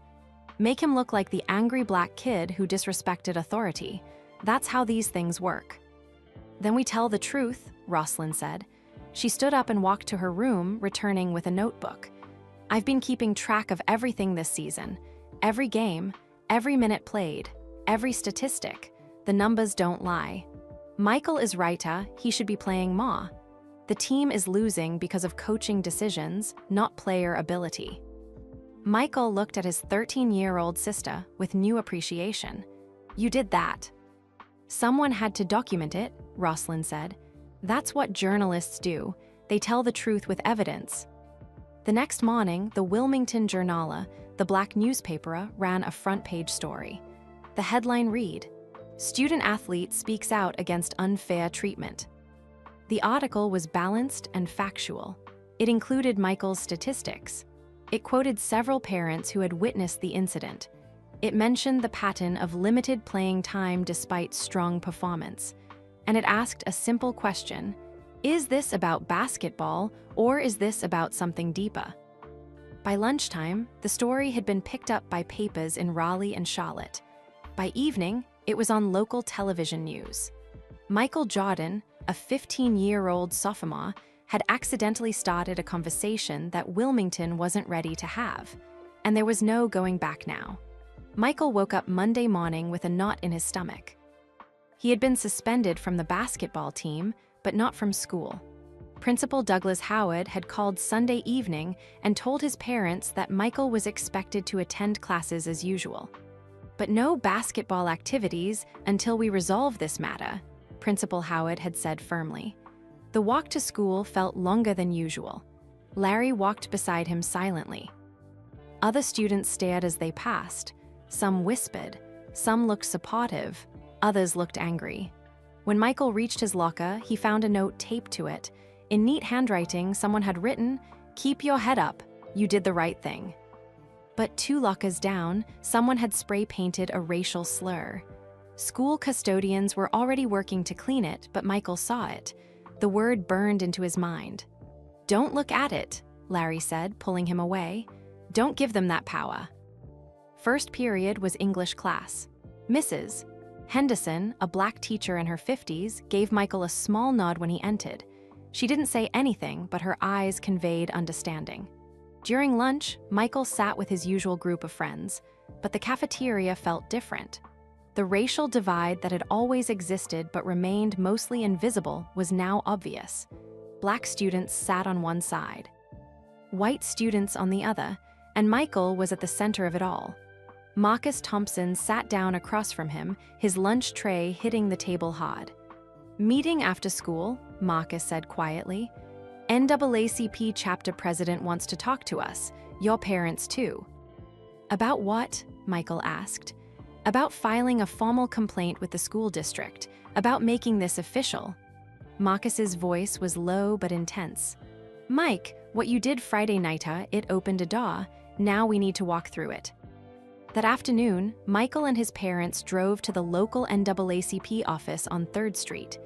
It was a small building with worn furniture and walls covered with photographs of civil rights leaders. Reverend Thomas Clay, the chapter president, met them at the door. "Mr. and Mrs. Jordan Michael, thank you for coming," Reverend Clay said, shaking their hands. He was a tall man with gray hair and kind eyes that had seen too much injustice. "Marcus is already here." Inside, Marcus Thompson sat with his parents. Also present were 3 other familiessa, parents of black athletes from various spots at Laney High School. Everyone looked tired and angry. "Let's get started," Reverend Clay said, sitting at the head of a conference table. "Michael, would you tell everyone exactly what happened Friday night?" Michael recounted the whole story, the pattern of limited playing time, the losing streak, the moment he stood up and spoke out. His voice shook a little as he talked, but he got through it. When he finished, one of the other parents spoke up. "My son plays football. Same thing. He's their best running back, but the coach barely plays him in the first half. Says he needs to earn playing time, while white players with worse stats start every game." Another parent nodded. "My daughter runs track, fastest sprinter in the conference. But the coach keeps trying to move her to distance running, says she should use her natural endurance. Meanwhile, white girls run the sprints." The pattern was clear. This wasn't just about Michael. It wasn't even just about basketball. This was systemic. Reverend Clay listened to each story carefully, taking notes. Finally, he looked at Michael's father. "Mr. Jordan, I know this is difficult, but I want you to understand what we are proposing. We file a formal complaint with the school board alleging racial discrimination in the athletic program. We use Michael's case as the primary example, but we include these other incidents as supporting evidence. We demand an investigation." "What happens to Michael if we do this?" James Jordan asked, his voice heavy. "Honestly, it depends," Reverend Clay said. "Best case scenario, the school board investigates, finds merit in the complaint, and implements changes. Michael gets reinstated to the team with a guarantee of fair treatment. Worst case, the investigation goes nowhere. Michael stays suspended, and the community becomes even more divided." "And Michael becomes a target," Dolores added quietly. "Yes," Reverend Clay admitted. "There's that risk too. This town has made progress, but old attitudes die hard. Some people will see Michael as a troublemaker. Others will see him as brave. But either way, his life gets more complicated." The room fell silent. Michael looked at his parents, then at Marcus, then at the other families. "I want to do it," Michael said. "File the complaint." "Mikia," his father started. "No, Daddy, listen," Michael interrupted gently. "If we don't do this, nothing changes. Maybe I get to play basketball again, maybe I don't. But even if I do, what about the next kid? What about the freshman trying out next year who's talented but has the wrong skin color? If we stay quiet, we are saying this is okay. And it's not okay." James Jordan looked at his 15-year-old son with a mixture of pride and pain. "You understand this might cost you your basketball season?" "I understand," Michael said, "but some things are more important than one season." Dolores wiped tears from her eyes. "When did you get so grown?" They filed the complaint on Tuesday morning. By Tuesday afternoon, the news had spread throughout Wilmington. The television stations showed up at Laney High School, interviewing students and parents. The story was framed in different ways depending on who was telling it. The white local newspaper ran a headline, "Racial tensions erupt at Laney High School." The black newspaper ran, "Students demand equal treatment in athletics." And the Charlotte Observer, a larger regional paper, ran, "Small town forced to confront discrimination in school sports." Principal Howard called an emergency assembly on Wednesday morning. The entire school packed into the gymnasium, the same gymnasium where Michael had confronted Coach Driscoll just 5 days earlier. Principal Howard stood at center court with a microphone. He was a thin white man in his late 50s with wire-rimmed glasses and a reputation for avoiding conflict. "Students, faculty, I know there's been a lot of talk this week about recent events," he began, his voice echoing through the gym. "I want to assure everyone that Laney High School does not tolerate discrimination of any kind. We are conducting a thorough review of the allegations that have been made. Until that review is complete, I'm asking everyone to remain calm and respectful." "What about Coach Driscoll?" someone shouted from the bleachers. "Personnel matters are confidential," Principal Howard replied. "I can't discuss them publicly." "What about Michael Jordan?" another voice called out. "Can he play basketball?" "Mr. Jordan remains suspended from the team pending the outcome of our review," the principal said. "That's all I can say at this time." The assembly ended with more questions than answers. As students filed out, Michael felt hundreds of eyes on him, some sympathetic, some hostile, some just curious. In the hallway, a white senior named Brad Mitchell stepped in front of Michael, blocking his path. "You happy now?" Brad asked, his voice dripping with contempt. "You've torn the school apart over playing time in a basketball game." "Real mature, Jordan." "It's not about playing time," Michael said quietly, trying to step around him. "Yeah, it is," Brad pushed back. "You're just mad you didn't get your way, so you played the race card. That's what you people always do." "Brad, move," Larry said, stepping between them. "Or what?" Brad challenged. "You going to fight me? Get yourself suspended too." A crowd was forming. Students pressed in, some filming with cameras, others just watching to see what would happen. Michael put a hand on Larry's shoulder. "It's not worth it. Let's go." They walked away, but Michael could hear Brad laughing behind them. "That's right, walk away. Just like you'll walk away when you lose this whole thing." That night, Michael couldn't concentrate on homework. He kept replaying Brad's words, "You people," as if Michael's entire identity could be reduced to those two words. He was sitting on his bed when Rosalind knocked on his door. "Can I come in?" she asked. "Yeah," Michael said. Rosalind sat beside him, holding a newspaper. "I've been reading all the coverage, and I've been thinking about something." "What's that?" "You know what makes people like Brad so angry?" Rosalind asked. "It's not really about basketball, it's about power. For years, certain people have had power to decide who plays, who leads, who succeeds. And you challenged that power. That's what they can't forgive." "So what do I do?" Michael asked. "You keep challenging it," Rosalind said simply. "Not with anger, not with violence, but by being undeniable. By being so excellent, so dignified, so right that they can't ignore you." The school board hearing was scheduled for the following Monday. In the meantime, life at Laney High School became increasingly tense. The basketball team continued their losing streak, 3 more losses without Michael. They were now 1-11 on the season. Coach Driscoll gave an interview to the local television station. Standing outside the school, he said, "I've coached basketball for 15 years. I've coached players of all backgrounds. This has nothing to do with race. This is about a young player who doesn't understand team dynamics and chose to be disruptive instead of learning his role." But that same night, an anonymous Sauerseer, Michael suspected it was Marcuse, leaked information to the Wilmington Journal about Coach Driscoll's notebook. The paper ran a story with the headline, "Leaked Documents Suggest Pattern of Bias in Laney Athletics."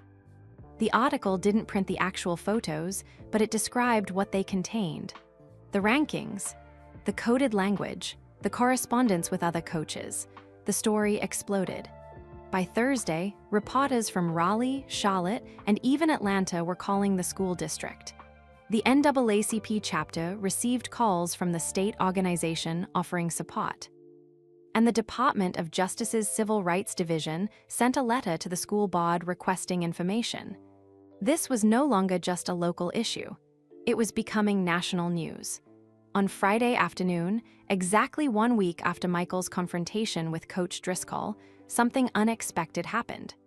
Coach Clifton Herring, despite being seriously ill, came to school. He called a press conference in front of the gymnasium. Reporters and cameras crowded around as the frail coach stood at a podium that had been hastily set up.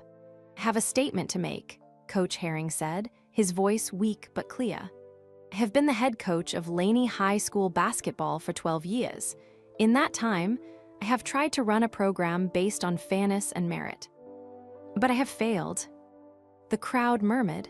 Cameras flashed. "I was too sick to pay attention to what was happening in my own program," Herring continued. "I allowed decisions to be made that were not based on basketball ability. I allowed talented young men to be held back because of prejudice and bias, and for that, I am deeply sorry." He paused, breathing heavily. Someone offered him water, which he sipped slowly. "Michael Jordan should be playing basketball," Herring said firmly. "He is one of the most talented players I have ever coached, and the fact that he spent most of this season on the bench while our team lost game after game is a failure of coaching. My failure. And the failure of systems that have been in place for far too long."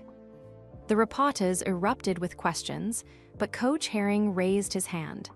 "I'm resigning as head coach effective immediately," he said, "and I'm recommending that the school board conduct a full investigation into athletic department practices.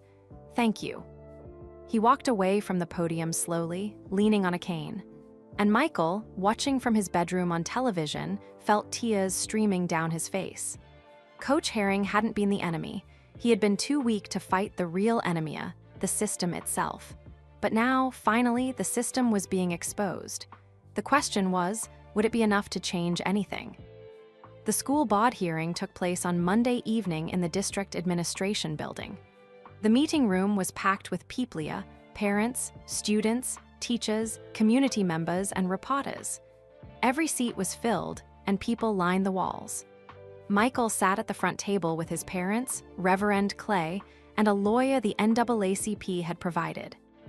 Marcus Thompson and his family sat directly behind them. Across the aisle sat Principal Howard, Coach Driscoll, and the school district's attorney. The 5 school board members sat at an elevated table facing everyone. The chairwoman, Mrs. Patricia Webb, a white woman in her 60s, called the meeting to order at 7 o'clock. "We are here tonight to address allegations of racial discrimination in the athletic program at Laney High School," Mrs. Webb began. "This is a serious matter, and we will conduct this hearing with appropriate gravity and respect. Mr. Jordan, you may present your case." Reverend Clay stood up. "Thank you, Madam Chairwoman. We've submitted written documentation of our concerns, but I'd like to summarize them briefly." For the next 20 minutes, Reverend Clay laid out the case. He presented Michael's statistics compared to his playing time.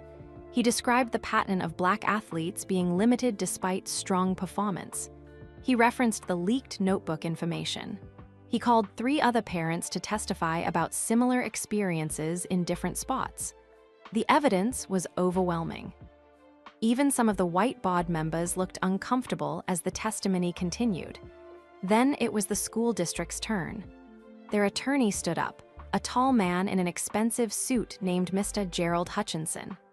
"Madam Chairwoman, members of the board, what we have here is a disgruntled student athlete who didn't get as much playing time as he wanted," Hutchinson began. "Every coach makes difficult decisions about playing time. Those decisions are based on many factors, skill, yes, but also teamwork, attitude, and fit within the system. Michael Jordan is a talented player, but he's also a sophomore who challenged his coach's authority in front of an entire gymnasium. That's not discrimination. That's a discipline issue. What about the notebook? One board member asked. The documents showing different evaluations based on race. Alleged documents, Hutchinson corrected. We've seen no actual evidence, just descriptions of what someone claims to have photographed. That's hearsay, not proof. Marcus shifted in his seat behind Michael. They still had the actual photographs, but bringing them forward meant admitting how they were obtained. It was a difficult choice. We have the photographs, Reverend Clay said suddenly. We can produce them if necessary. The room buzzed with conversation. Mrs. Webb banged her gavel. Order, please. Reverend Clay, are you prepared to submit these photographs as evidence? Reverend Clay looked at Marcus's parents, then at Michael's. James Jordan gave a small nod.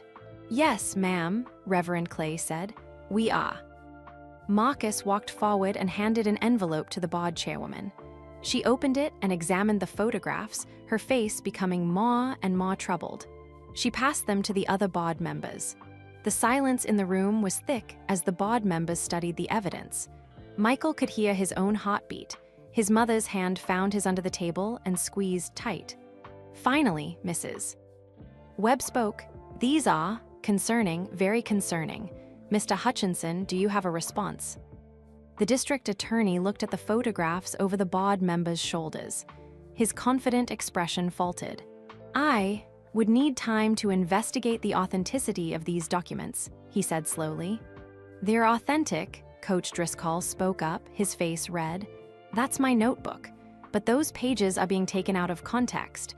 Those codes weren't about race. They were about a. About what, Coach Driscoll? Mrs.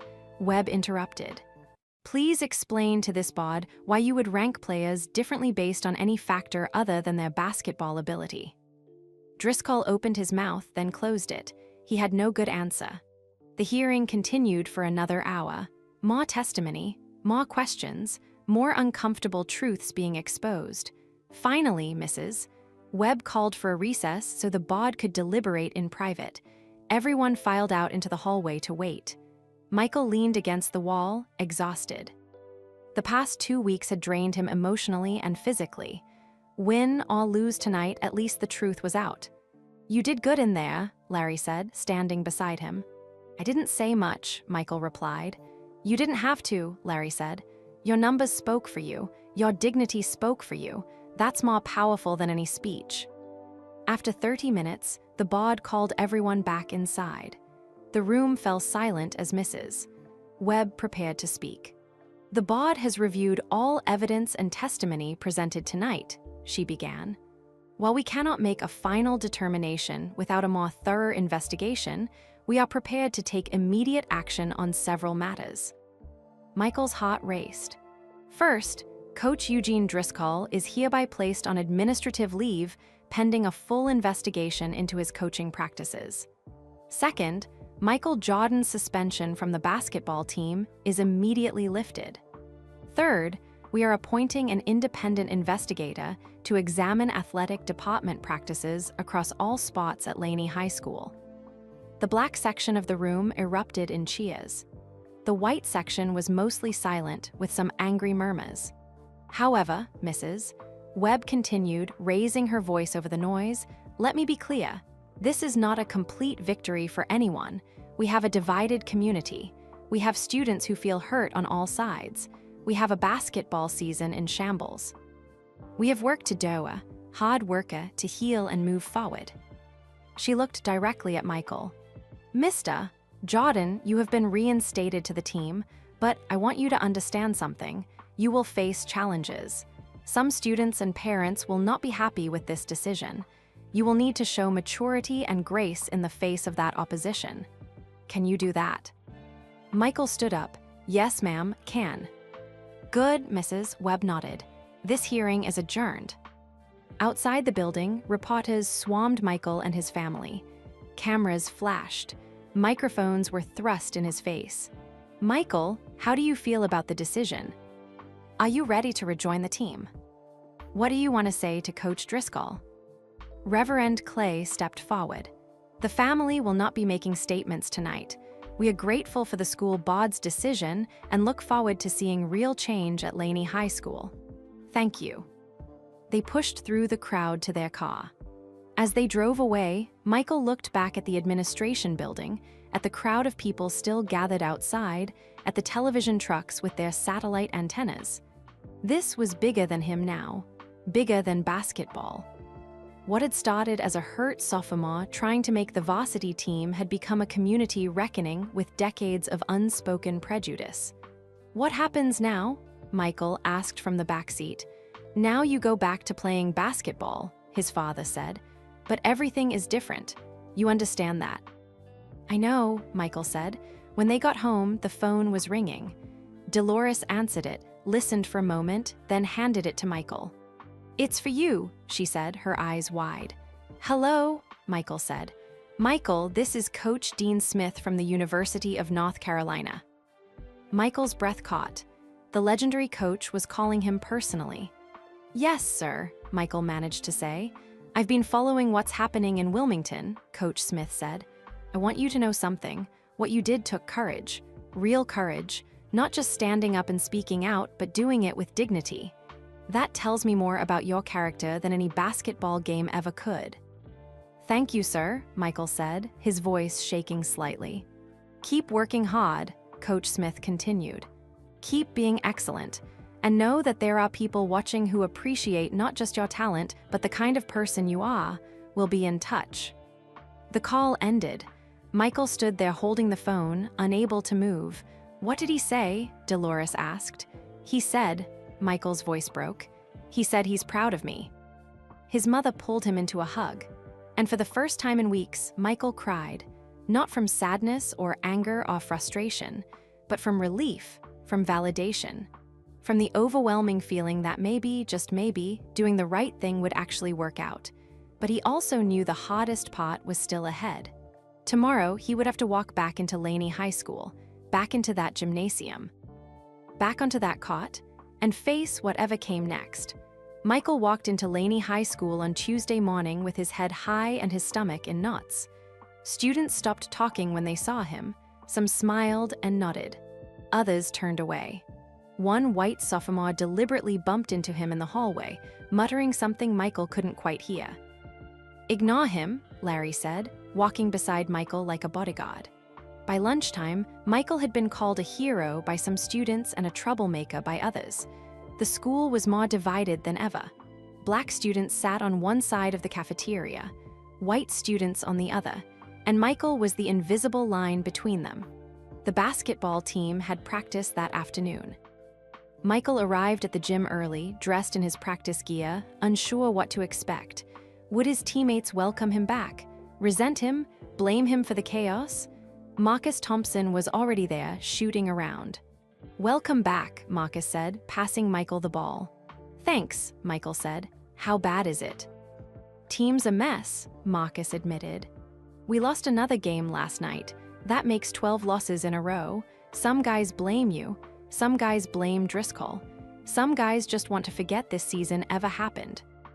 Other players started arriving. Kevin Patterson walked in, saw Michael, and hesitated. Then he walked over.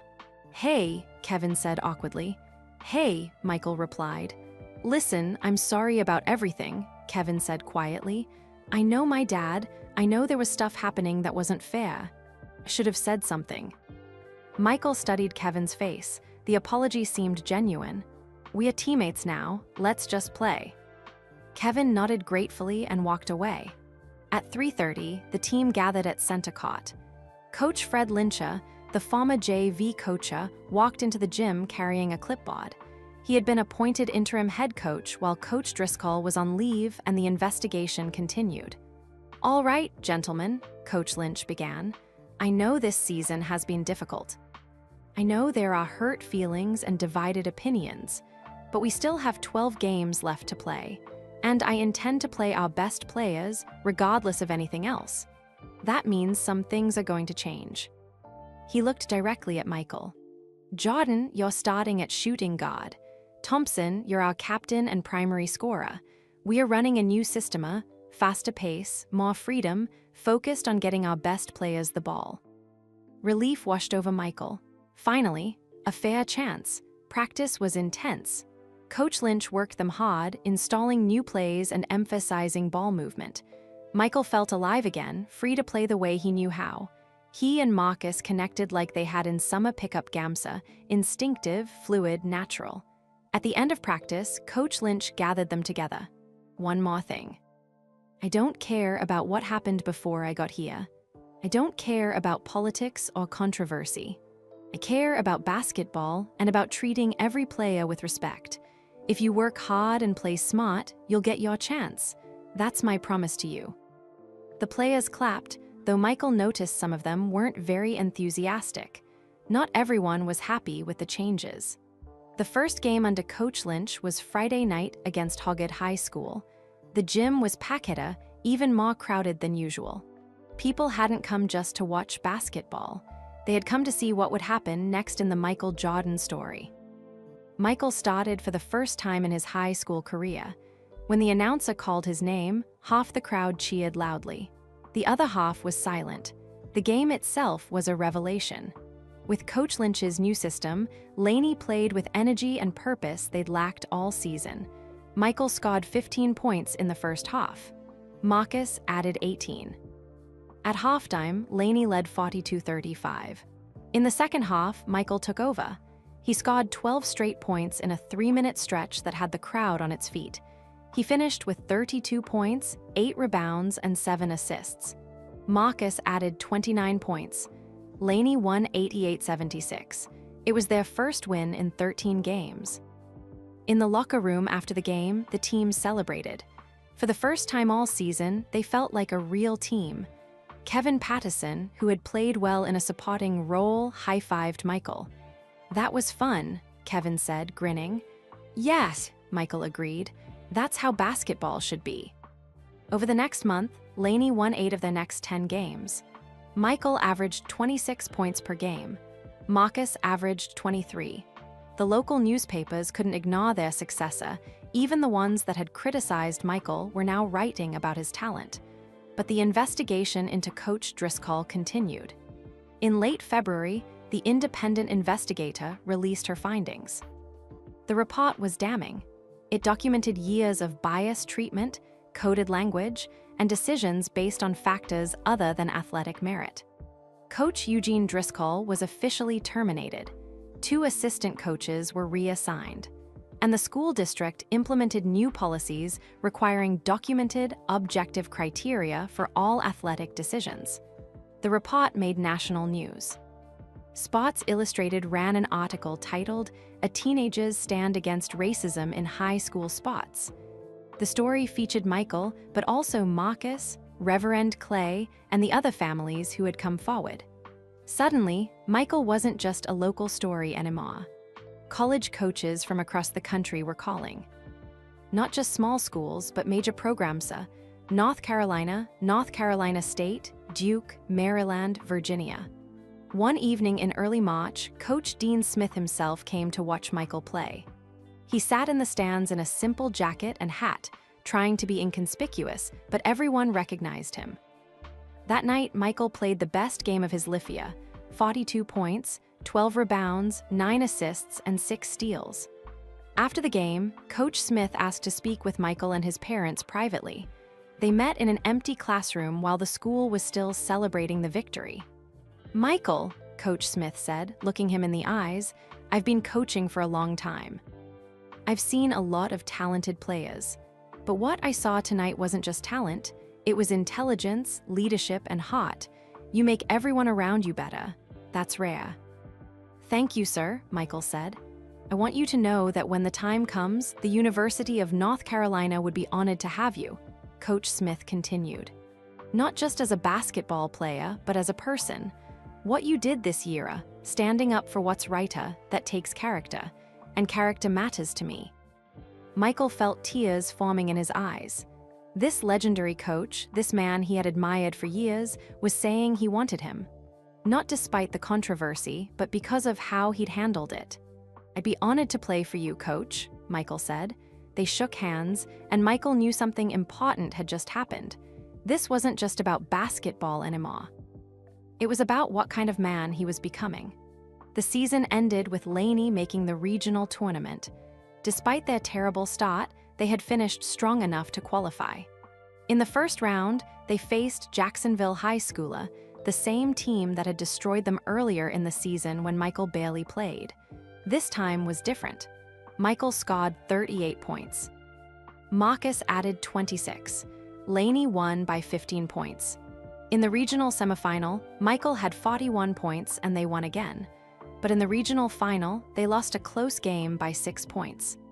Their season ended with a record of 13-15, not great, but considering where they'd been, it felt like a victory. After the final game, as Michael sat in the locker room with his teammates, Coach Lynch addressed them. "Gentlemen, I'm proud of what we accomplished. Not the wins and losses, but how we came together. How we showed that excellence and fairness can coexist. How we proved that doing the right thing doesn't mean you have to lose. Some of you are seniors graduating. Some of you will be back. But all of you learned something important this year." He looked at Michael, Jordan a word alone. After the others left, Coach Lynch sat down beside Michael. "You know colleges are going to be all over you now," he said. "Yes, sir," Michael replied. "And you know what happened this year made you a target. Some people will always see you as the kid who caused trouble. They won't remember the details, just the controversy." "I know," Michael said. "But here's what I want you to remember," Coach Lynch said. "You stood up for something bigger than yourself. You could have stayed quiet, transferred schools, or just accepted unfair treatment. Instead, you fought back the right way, with dignity, with evidence, with excellence. That's leadership, Michael. Real leadership." Michael nodded, feeling the weight of those words. "You're going to do great things," Coach Lynch continued. "On the court and off it. Just remember where you came from. Remember what you learned. And keep being the kind of person who stands up when standing up is hard." That night, driving home with his family, Michael looked out the window at the familiar streets of Wilmington. This town had hurt him, but it had also shaped him, made him stronger, taught him lessons he couldn't have learned anywhere else. "You okay, baby?" his mother asked from the front seat. "Yeah, Mama," Michael said. "I'm okay." And for the first time in a long time, he meant it. Summer arrived with warm breezes and the promise of a fresh start. Michael's sophomore year was finally over, and with it came a strange sense of relief mixed with anticipation. The investigation had concluded, changes were being made, and basketball could just be basketball again. Or so he thought. On a humid morning in late June, Michael was running his usual 5 miles when he saw Willie Jenkins waiting on his porch. The old man waved him over. "Young Mike, we need to talk," Willie said, his expression serious. Michael walked up, breathing hard from his run. "What's wrong, Mr. Jenkins?" Willie handed him a newspaper, not the local Wilmington paper, but the Charlotte Observer. On the front page of the sports section was a large article with the headline, "The Price of Speaking Out: How One Student Athlete Changed High School Sports in North Carolina." Michael scanned the article quickly. It detailed everything that had happened at Laney High School, but it also included something newer, interviews with coaches from other schools in the conference. Some admitted they had similar problems. Others defended their programs, but used the same coded language that had been exposed in Coach Driscoll's notebook. "This is good, right?" Michael asked. "It means change is happening." "Keep reading," Willie said quietly. Further down, the article took a different turn. It included interviews with some white parents and students from Laney who felt the whole situation had been blown out of proportion. One parent was quoted saying, "This has divided our community unnecessarily. It was about basketball playing time, not civil rights." Then came the part that made Michael's stomach turn. The article mentioned that several college coaches had privately expressed concerns about recruiting controversial players. While they praised Michael's talent, they worried about bringing divisiveness to their programs. The article didn't name which coaches said this, but the implication was clear. Michael's stand for justice might cost him opportunities. "This is wrong," Michael said, his voice shaking. "They're making it sound like I'm the problem." "That's how systems protect themselves," Willie said sadly. "When you challenge them, they twist the story. Make the person who speaks up look like the troublemaker instead of the system that needed changing." Michael sat down heavily on the porch steps. He thought about Coach Dean Smith's words, about the scholarship offers, about his dreams of playing college basketball. Was all of that at risk now? That afternoon, the phone at the Jordan house rang constantly. Some calls were supportive via NAACP leaders, community members, even some coaches praising Michael's courage. But there were also angry calls. Threats, accusations that he had ruined high school spots in North Carolina. After the fifth threatening call, James Jordan unplugged the phone again. "This is getting out of hand," Dolores said, her face tight with worry. The next day brought more news. The Wilmington Journal ran their own article, a direct response to the Charlotte Observer piece. The headline read, "Courage shouldn't be controversial, in defense of Michael Jordan." The article was written by a journalist named Sharon Mitchell, a Black woman who had covered civil rights issues for 20 years. She didn't just defend Michaela, she went on the offensive. She named the coaches and parents who had criticized him. She detailed their own histories of bias. She made the case that attacking a teenager for demanding fair treatment was exactly the kind of behavior that needed to be challenged. The article ended with a powerful paragraph. "Michael Jordan is 15 years old. He stood up for himself and others when grown adults should have but didn't. If we, as a society, punish young people for having more courage than their elders, what message are we sending? That injustice should be tolerated. That silence is safer than truth. Michael Jordan doesn't owe anyone an apology. If anything, we owe him our thanks." The article went viral, or as viral as things could go in 1980. It was picked up by newspapers across North Carolina, then across the South, and eventually by national publications. By early July, Michael Jordan had become a symbol. To some, he represented courage and progress.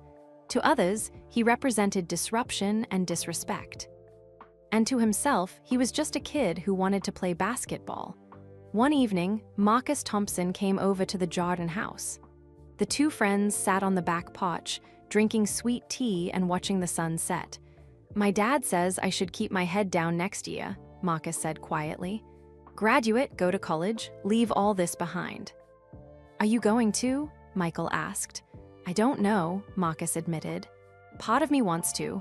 I'm tired, Mike. Tired of being watched all the time. Tired of every game feeling like a political statement. Tired of defending myself for wanting to be treated fairly." "I know," Michael said. "I feel it too." "But the other part of me thinks about the freshmen trying out next year," Marcus continued. "The kids who won't have to face what we faced because we spoke up. That makes it worth it, right?" "It has to," Michael said. "Otherwise, what was the point?" They sat in silence for a moment, listening to crickets chirp in the warm evening air. "You know what's crazy?" Marcus said. "We are being called controversial for asking to be judged by our ability. That's it. Not for special treatment. Not for anything except fairness. And somehow that's controversial." Michael nodded. He had thought the same thing many times. In late July, something unexpected happened. The North Carolina High School Athletic Association announced new statewide policies. Every school would be required to document playing time decisions with objective criteria. Every athletic program would undergo annual reviews for equity. Coaches would receive mandatory training on bias and fair treatment. The policies were directly influenced by what had happened at Laney High School. Michael's stand had created actual, systemic change across the entire state. The day the announcement was made, Reverend Clay called the Jordan house. "Michael, your parents, I wanted you to hear this from me," Reverend Clay said, his voice thick with emotion. "What you did, what your family did, it mattered. Real policies are changing. Real kids are going to benefit. You should be proud." "Thank you, Reverend," Michael said. But that night, lying in bed, Michael didn't feel proud. He felt exhausted. The weight of being a symbol, a controversy, a stat menta, it was heavy. All he had ever wanted was to play basketball and be treated fairly. How had that become so complicated? There was a soft knock on his door. "Mike, you awake?" It was Roslyn. "Yeah, come in," Michael said. His 13-year-old sister sat on the edge of his bed, holding her ever-present notebook. "I've been keeping track," Roslyn said. "Every article, every response, every policy change. You want to know what I've learned?" "What?" Michael asked. "Change is messy," Roslyn said. "It's never clean or easy or simple. There are always people who resist, always people who twist the story, always costs to pay, but that doesn't mean it's not worth doing." "When did you get so wise?" Michael asked, managing a small smile. "I read a lot," Roslyn shrugged, then her expression became serious. "Mike, I know this year was hard. I watched you hurt. I watched Mama and Daddy worry. I watched our family become the center of something we never asked for, but also watched you handle it with more grace than most adults would, and I'm proud to be your sister." Michael felt tears forming. Thanks, Rose. After she left, Michael got up and walked to his window. Outside, the street was quiet and dark. Somewhere out there, kids were sleeping who would try out for basketball teams next year. Some of them would face coaches who had learned from what happened at Laney. Some would get fairer treatment because policies had changed.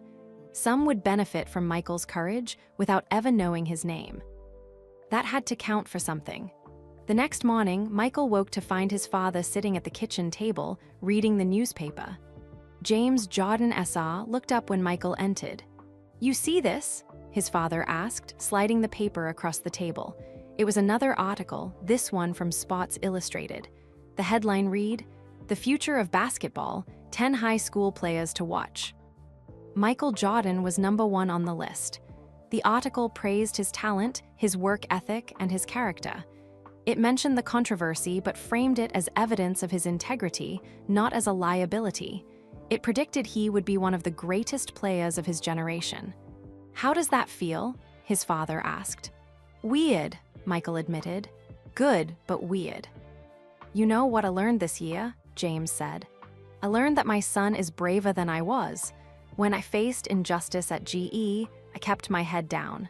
I made peace with it. But you stood up. And you didn't just change your situation, you changed the system. That's something I couldn't do."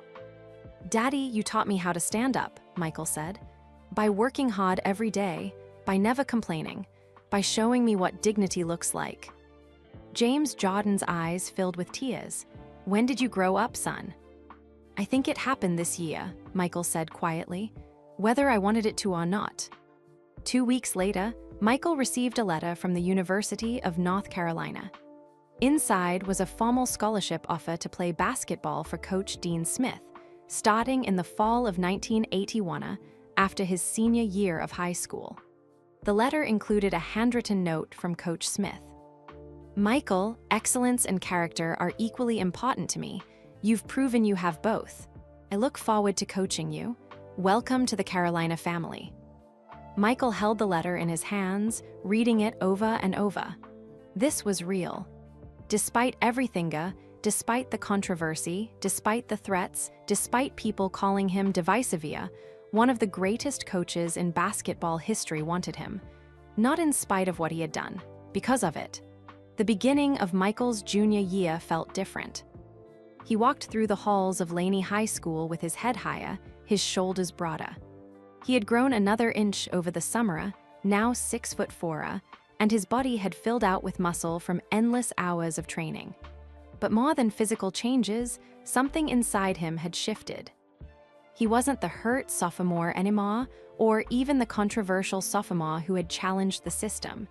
He was becoming something else entirely, a leader who understood that excellence was the loudest argument. The first day of practice, the gym was packed. Coach Lynch was officially the head coach now, no longer interim. The team had several returning players, including Marcus Thompson, who was now a senior and team captain.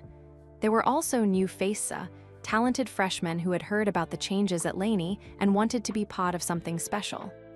"All right, gentlemen," Coach Lynch began, gathering everyone at center court. Last year was difficult. This year will be different. We have talent. We have leadership. And we have a chance to show what this program can be when everyone gets a fair opportunity. Let's make it count. The first scrimmage was intense. Michael and Marcus played together like they could read each other's minds. A new sophomore named David Anderson showed tremendous potential. Even Kevin Patterson, playing a supporting role, fit perfectly into the system. After practice, several freshmen approached Michael nervously. "Can we ask you something?" one of them said. "Sure," Michael replied, toweling off his face. "What you did last year," the freshman continued, "standing up like that, were you scared?" Michael thought about the question carefully. "Yeah, I was scared. Scared of losing basketball. Scared of making things worse. Scared people would think I was just complaining, but I was more scared of what would happen if I stayed quiet. Sometimes being scared is okay, as long as it doesn't stop you from doing what's right." The freshman nodded, looking at Michael with something like awe. The season opener was against New Hanover High Schooler, the same team Laney had beaten in Michael's memorable first varsity game. The gym was packed again, but this time the atmosphere felt different. Less divided, more unified around the team. Michael started at shooting guard alongside Marcus at small forward. From the opening tip, they dominated. Michael scored 12 points in the first quarter. Marcus added 10. By halftime, Laney led 48-28. The second half was even better. Michael scored 22 more points, finished with 34 total, and added 9 assists and 7 rebounds. Marcus had 28 points. Laney won 94-68. After the game, Michael's father was waiting in the parking lot with the biggest smile Michael had ever seen. "That's my son," James Jordan S.R. shouted, not caring who heard him. "That's my boy right there." The wins kept coming. Game after game, Laney dominated their opponents. Michael was averaging 31 points per game, but what made Coach Lynch most proud was his leadership. Michael made his teammates better. He encouraged the younger players. He stayed after practice to help anyone who asked. He had become not just a star player, but a complete leader. By mid-January, Laney was 15-0 and ranked number 3 in the state. College scouts attended every game. The local newspaper, which had once questioned Michael, now ran weekly features about his brilliance. Even some of the people who had criticized him were starting to come around. But not everyone. One cold Friday night in late January, Laney played against Jacksonville High Schooler, the powerhouse program that had destroyed them earlier in Michael's sophomore year. The gym was packed with scouts, reporters, and fans from both schools. Before the game, as Michael was warming up, he noticed a man standing near the Jacksonville bench. It was Coach Eugene Driscoll. Michael's stomach clenched. Driscoll had been fired from Laney but had apparently found a position as an assistant coach at Jacksonville.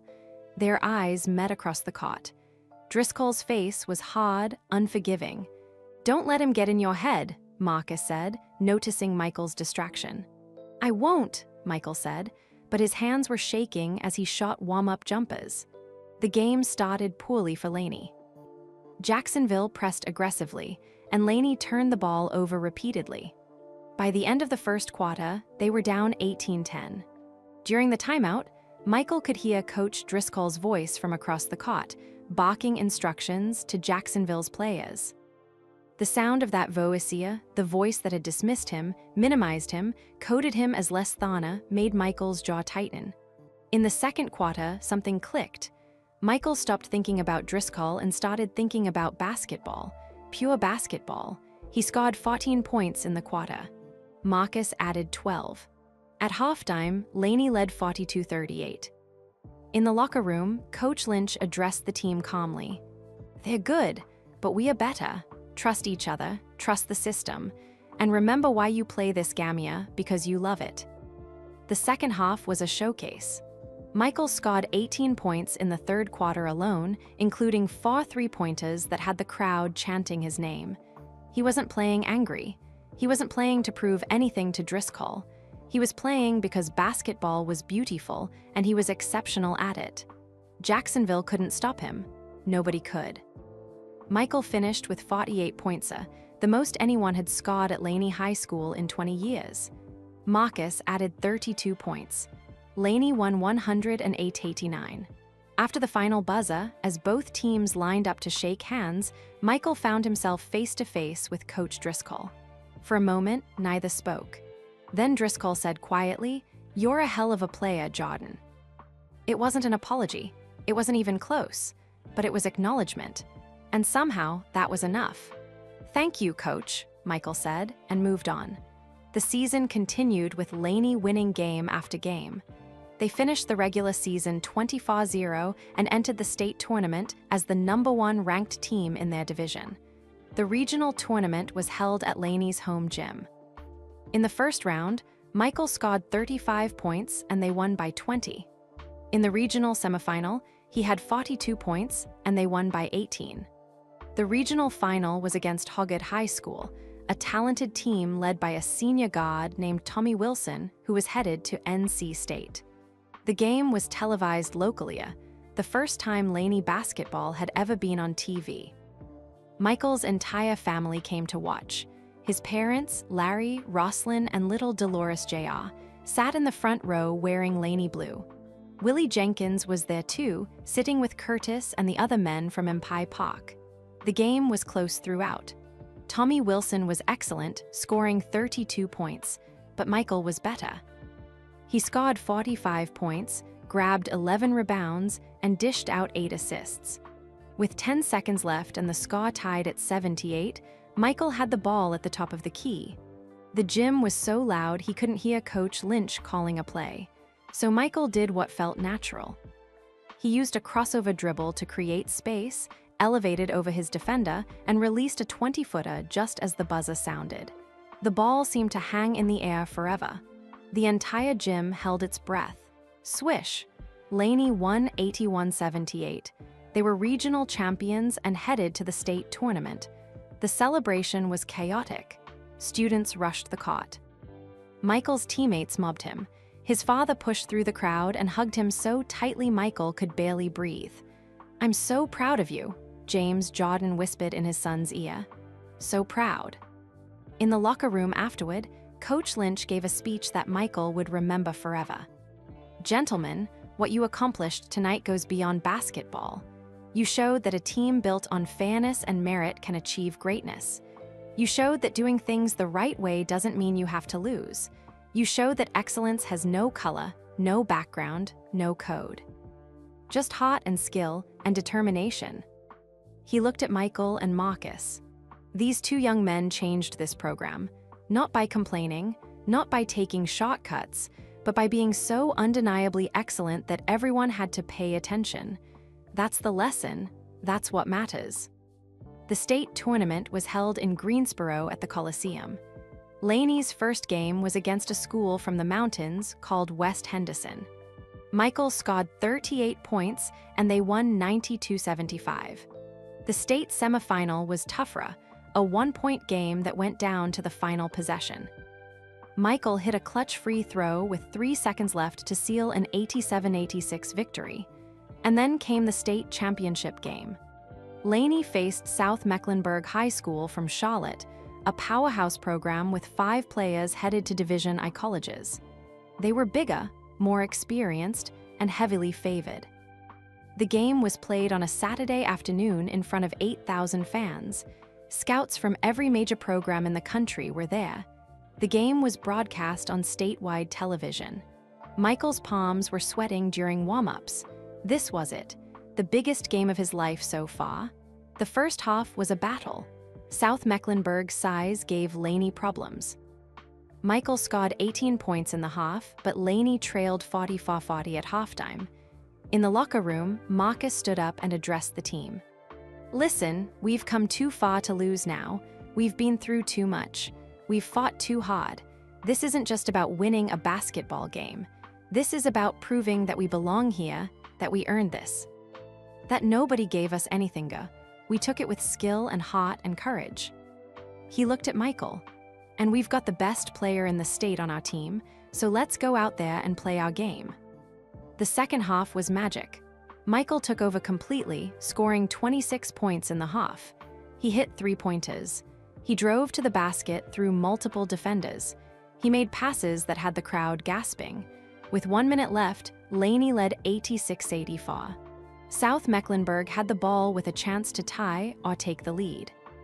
But Michael stole the inbound pass, raced down the court, and threw down a dunk that shook the entire arena. The crowd exploded. Laney won 88-84. They were state champions.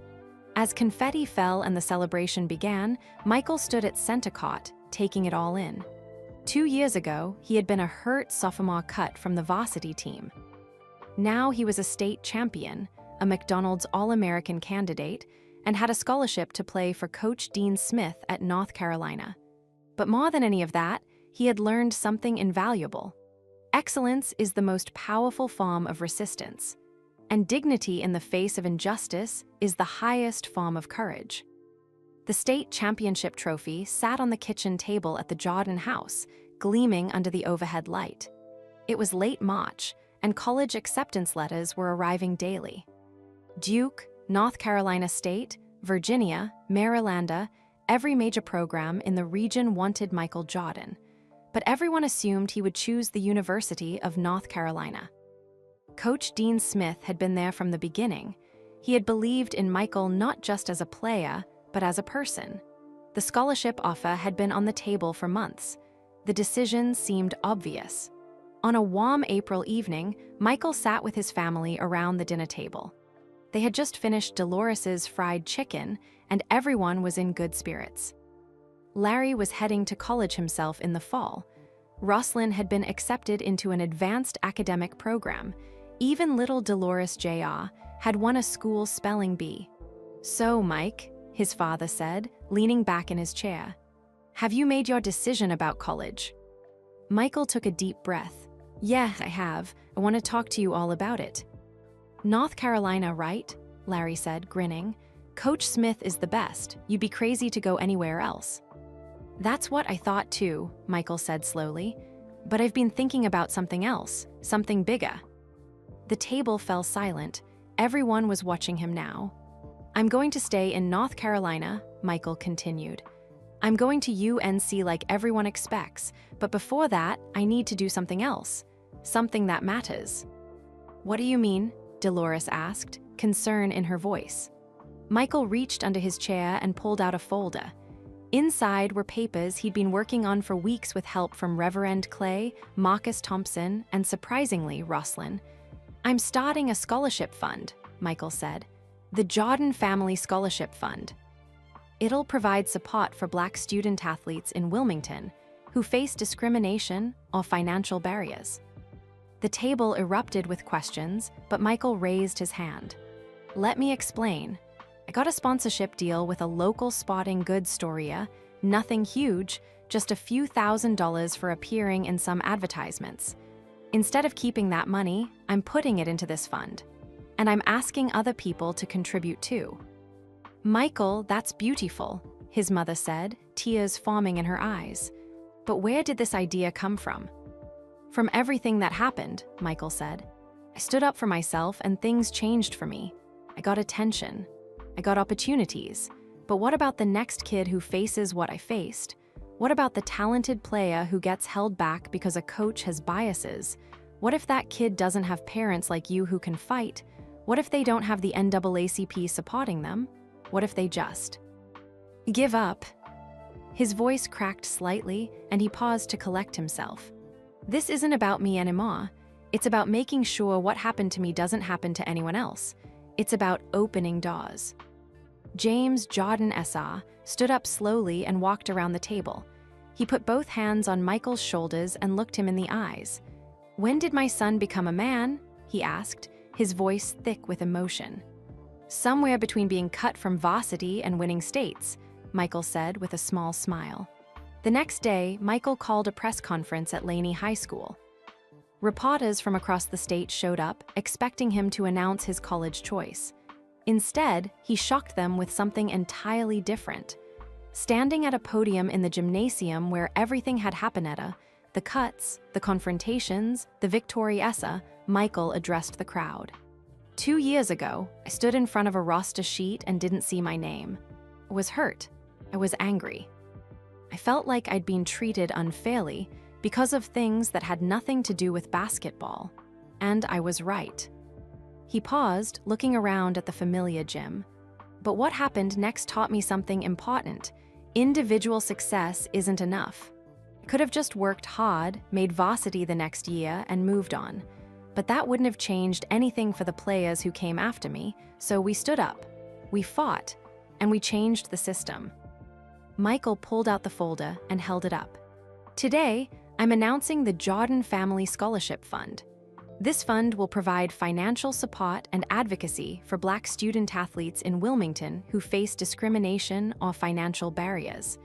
It's not a lot of money, right, Noah? Just a few $1,000s. But it's a start. The reporters started shouting questions, but Michael kept talking. I'm also announcing that I will be attending the University of North Carolina next year to play for Coach Dean Smith. Some applause, but Michael held up his hand again. But here's what I want people to understand. I'm not leaving Wilmington because I want to escape. I'm not running away from where I'm from. I'm staying in North Carolina, staying close to home, because this is where the work needs to be done. This is where change needs to happen, and I want to be part of that change. He looked directly at the cameras. Some people told me I should go far away, leave the controversy behind, start fresh somewhere where nobody knows what happened here. But that felt like abandoning everyone who stood beside me. That felt like saying the fight wasn't worth it. And it was worth it. Every difficult moment was worth it. After the press conference, Michael was surrounded by reporters. But one question cut through all the others, asked by Sharon Mitchell from the Wilmington Journal, the journalist who had defended him months earlier. Michael, aren't you worried that staying in North Carolina will keep you connected to all this controversy? That it might hurt your future? Michael thought carefully before answering. Ms. Mitchell, I learned something this year. Running from who you are, from where you come from the battles you fought, that doesn't make you successful. That makes you lost. I know who I am now. I'm Michael Jordan from Wilmington, North Carolina. I'm the kid who got cut from varsity because of prejudice. I'm the kid who stood up and demanded fairness. I'm the kid who won a state championship. All of those things are true, and I'm not running from any of them. That evening, the story exploded across North Carolina and beyond, but it wasn't the story people expected. The headlines read, Michael Jordan chooses North Carolina and social justice. Teen basketball star creates scholarship fund for discriminated athletes. Jordan, I'm not running away. The response was overwhelming. Within a week, donations to the Jordan Family Scholarship Fund had grown from a few $1,000s to over $20,000. Local businesses contributed. Churches contributed. Even some white families who had initially opposed Michael sent donations with notes of apology and support. Marcus Thompson, who would be attending North Carolina A&T on a basketball scholarship, was one of the first to contribute. This is how we change things, Marcus said, standing with Michael outside Laney High School. Not just by speaking up once, but by building something that lasts. You're building legacy, man. Real legacy. 2 weeks